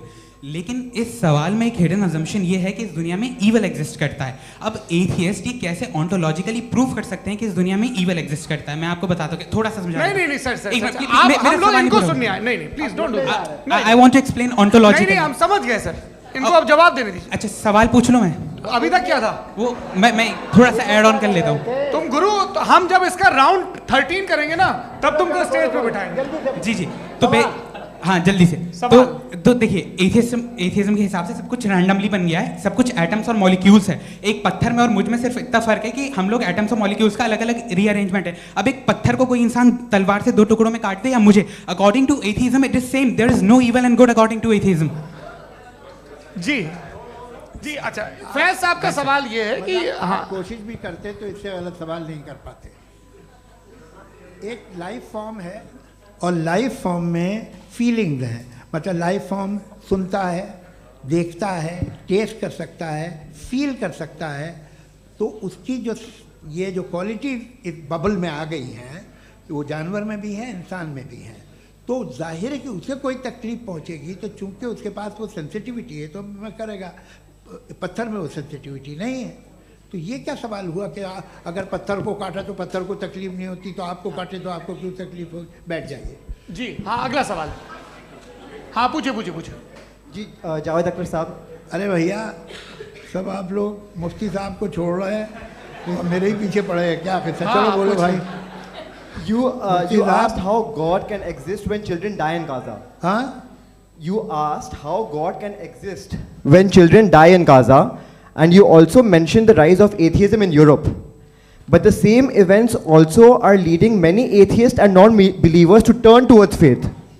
How do you interpret this contradiction, where suffering pushes some away from God, yet brings others closer to belief? आपको एक बात बताऊं, दुनिया परफेक्ट तो कहीं भी नहीं है, हर जगह कुछ खामियां हैं। बेटा एक मिनट, मैं आप ही को कहेंगे, देखो वो तो कुछ खामियां, कमज़ोरियां, खराबियां सब जगह है। लेकिन अगर देखोगे ईमानदारी से कि दुनिया सबसे ज़्यादा महज़ब कहाँ है, एक आम शहरी को कहाँ हुकूक हासिल हैं, वो बोल सकता है, अपनी मर्ज़ी से काम कर सकता है, अपनी मर्ज़ी से राय दे सकता है, हुकूमत के ख़िलाफ़ बोल सकता है, बरसरे इक़्तिदार लोगों के बारे में बोल सकता है, सरमायादारों के ख़िलाफ़ बोल सकता है। तो आपको ये स्कैंडिनेवियन कंट्रीज़ में मिलेगा, वेस्टर्न यूरोप में मिलेगा। मैं नहीं कह रहा वो परफेक्ट है, बिल्कुल नहीं, वहाँ बहुत ख़राबियाँ भी हैं, परफेक्ट तो कोई। लेकिन जिन जिन मुल्कों में, लैटिन अमेरिका देखो, गल्फ़ देखो, वहाँ पर आपको ये ज़रूर है कि रेप नहीं होते होंगे। रेप की ज़रूरत क्या है भाई? उसको तो ख़रीद लो, घर में रखो, सड़क पर रेप करने की क्या ज़रूरत है? मगर सुनिए, मगर हकीकत ये है कि वहाँ शख्सी आज़ादी राय देने की, बोलने की नहीं है। जी ये एक आखिरी सवाल मुफ्ती साहब से। हाँ मैम, इनको माइक दीजिए। शुक्रिया। मेरा नाम मनीषा है, मैं हरियाणा से आई हूँ। मैं मुफ्ती साहब से एक बात पूछना चाहती हूँ। आप बार बार जावेद साहब को कॉन्ट्राडिक्ट तो कर रहे हैं कि आपने ये कहा, लेकिन आप भी अजम्पशंस के बेसिस पे बात कर रहे हैं। आपने खुदा के होने का कौन सा प्रूफ पेश किया है खुदा की एग्जिस्टेंस का? अब इस सवाल को अलग रहने दीजिए, कौन एथीस्ट है कौन नहीं है। और दूसरी बात जो आपने एक छोटी सी कही थी कि ये फ्री विल का इस्तेमाल करता है इंसान अपनी, लेकिन इस फ्री विल का इस्तेमाल में मतलब खुदा ने ये दे दी सबको ये इजाज़त कि वो कितना घिनौनापन और कितने ज़्यादा ख़राब से ख़राब तरीके इस्तेमाल कर सकता है। जवाब सुनते जी। आप फ्री विल को मानती है ना, या अब कहती है कि फ्री विल नहीं है ना, मानती है ना? तो अब आपके पास इसका कोई एक्सप्लेनेशन नहीं है कि अगर एक इंसान उस फ्री विल का इस्तेमाल करके गलत काम कर रहा है और बच के अच्छी ज़िंदगी गुजार के निकल जा रहा है, उसका कोई रिकम्पेंस नहीं है। हमारे वर्ल्ड व्यू में जो इंसान गलत काम कर रहा है उसको भी रिकम्पेंस यानी उसका बुरा बदला मिलना है, और जो सही काम कर रहा है उसको सही बदला मिलना है। लिहाजा जो फ्री विल है वो इस तरीके से है कि एक लिमिटेड टाइम तक खुदा ने मोहलत दी है। ऐसा नहीं कि छूट दे दी, जो करना है करते रहो हमेशा। वक्त आएगा जब एग्जाम का टाइम खत्म होगा तब रिजल्ट आएगा। दौराने एग्जाम जबरदस्ती आपको नहीं बताया जाएगा। अरे भाई एक सेकंड, जी एक सवाल मुफ्ती साहब से मेरा, मुफ्ती साहब से जी हाँ, रुक जाइए, आपसे फोन, आप इसके बाद आपसे यही रहेंगे वो। हाँ बोलिए। मैं मुफ्ती साहब एक ही सवाल करता हूँ कि अगर जो हो रहा है फ्री विल से हो रहा है और एक दिन बरोज़ क़यामत इंसाफ होगा मैशर में वगैरह वगैरह, तो दुआ क्यों मांगते हैं लोग? दुआ मांगते हैं इसके मतलब है अभी भी उसने ये डिपार्टमेंट रखा है कि मैं रोज़मर्रा की ज़िंदगी में बिल्कुल बिल्कुल ही कैन। तो तुम कैन हो, तुम मुझे नौकरी दिला देते हो, मेरे बेटे को ग्रीन कार्ड दिला देते हो, और 45,000 बच्चे मरते हो उन्हें रोकते नहीं हो।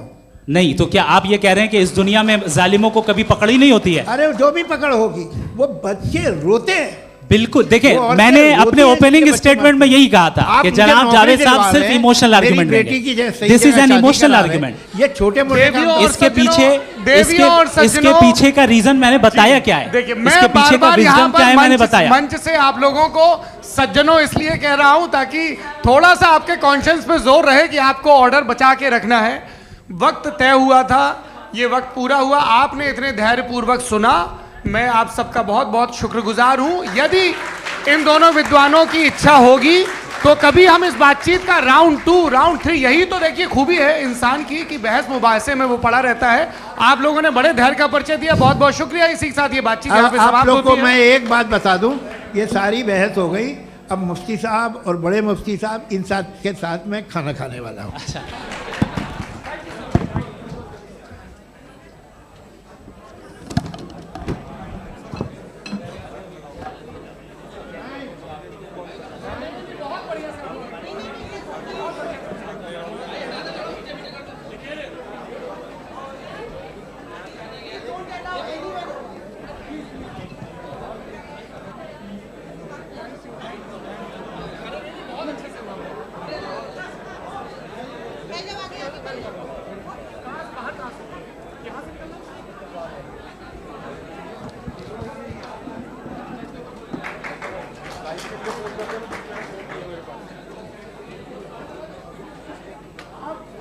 Thank you.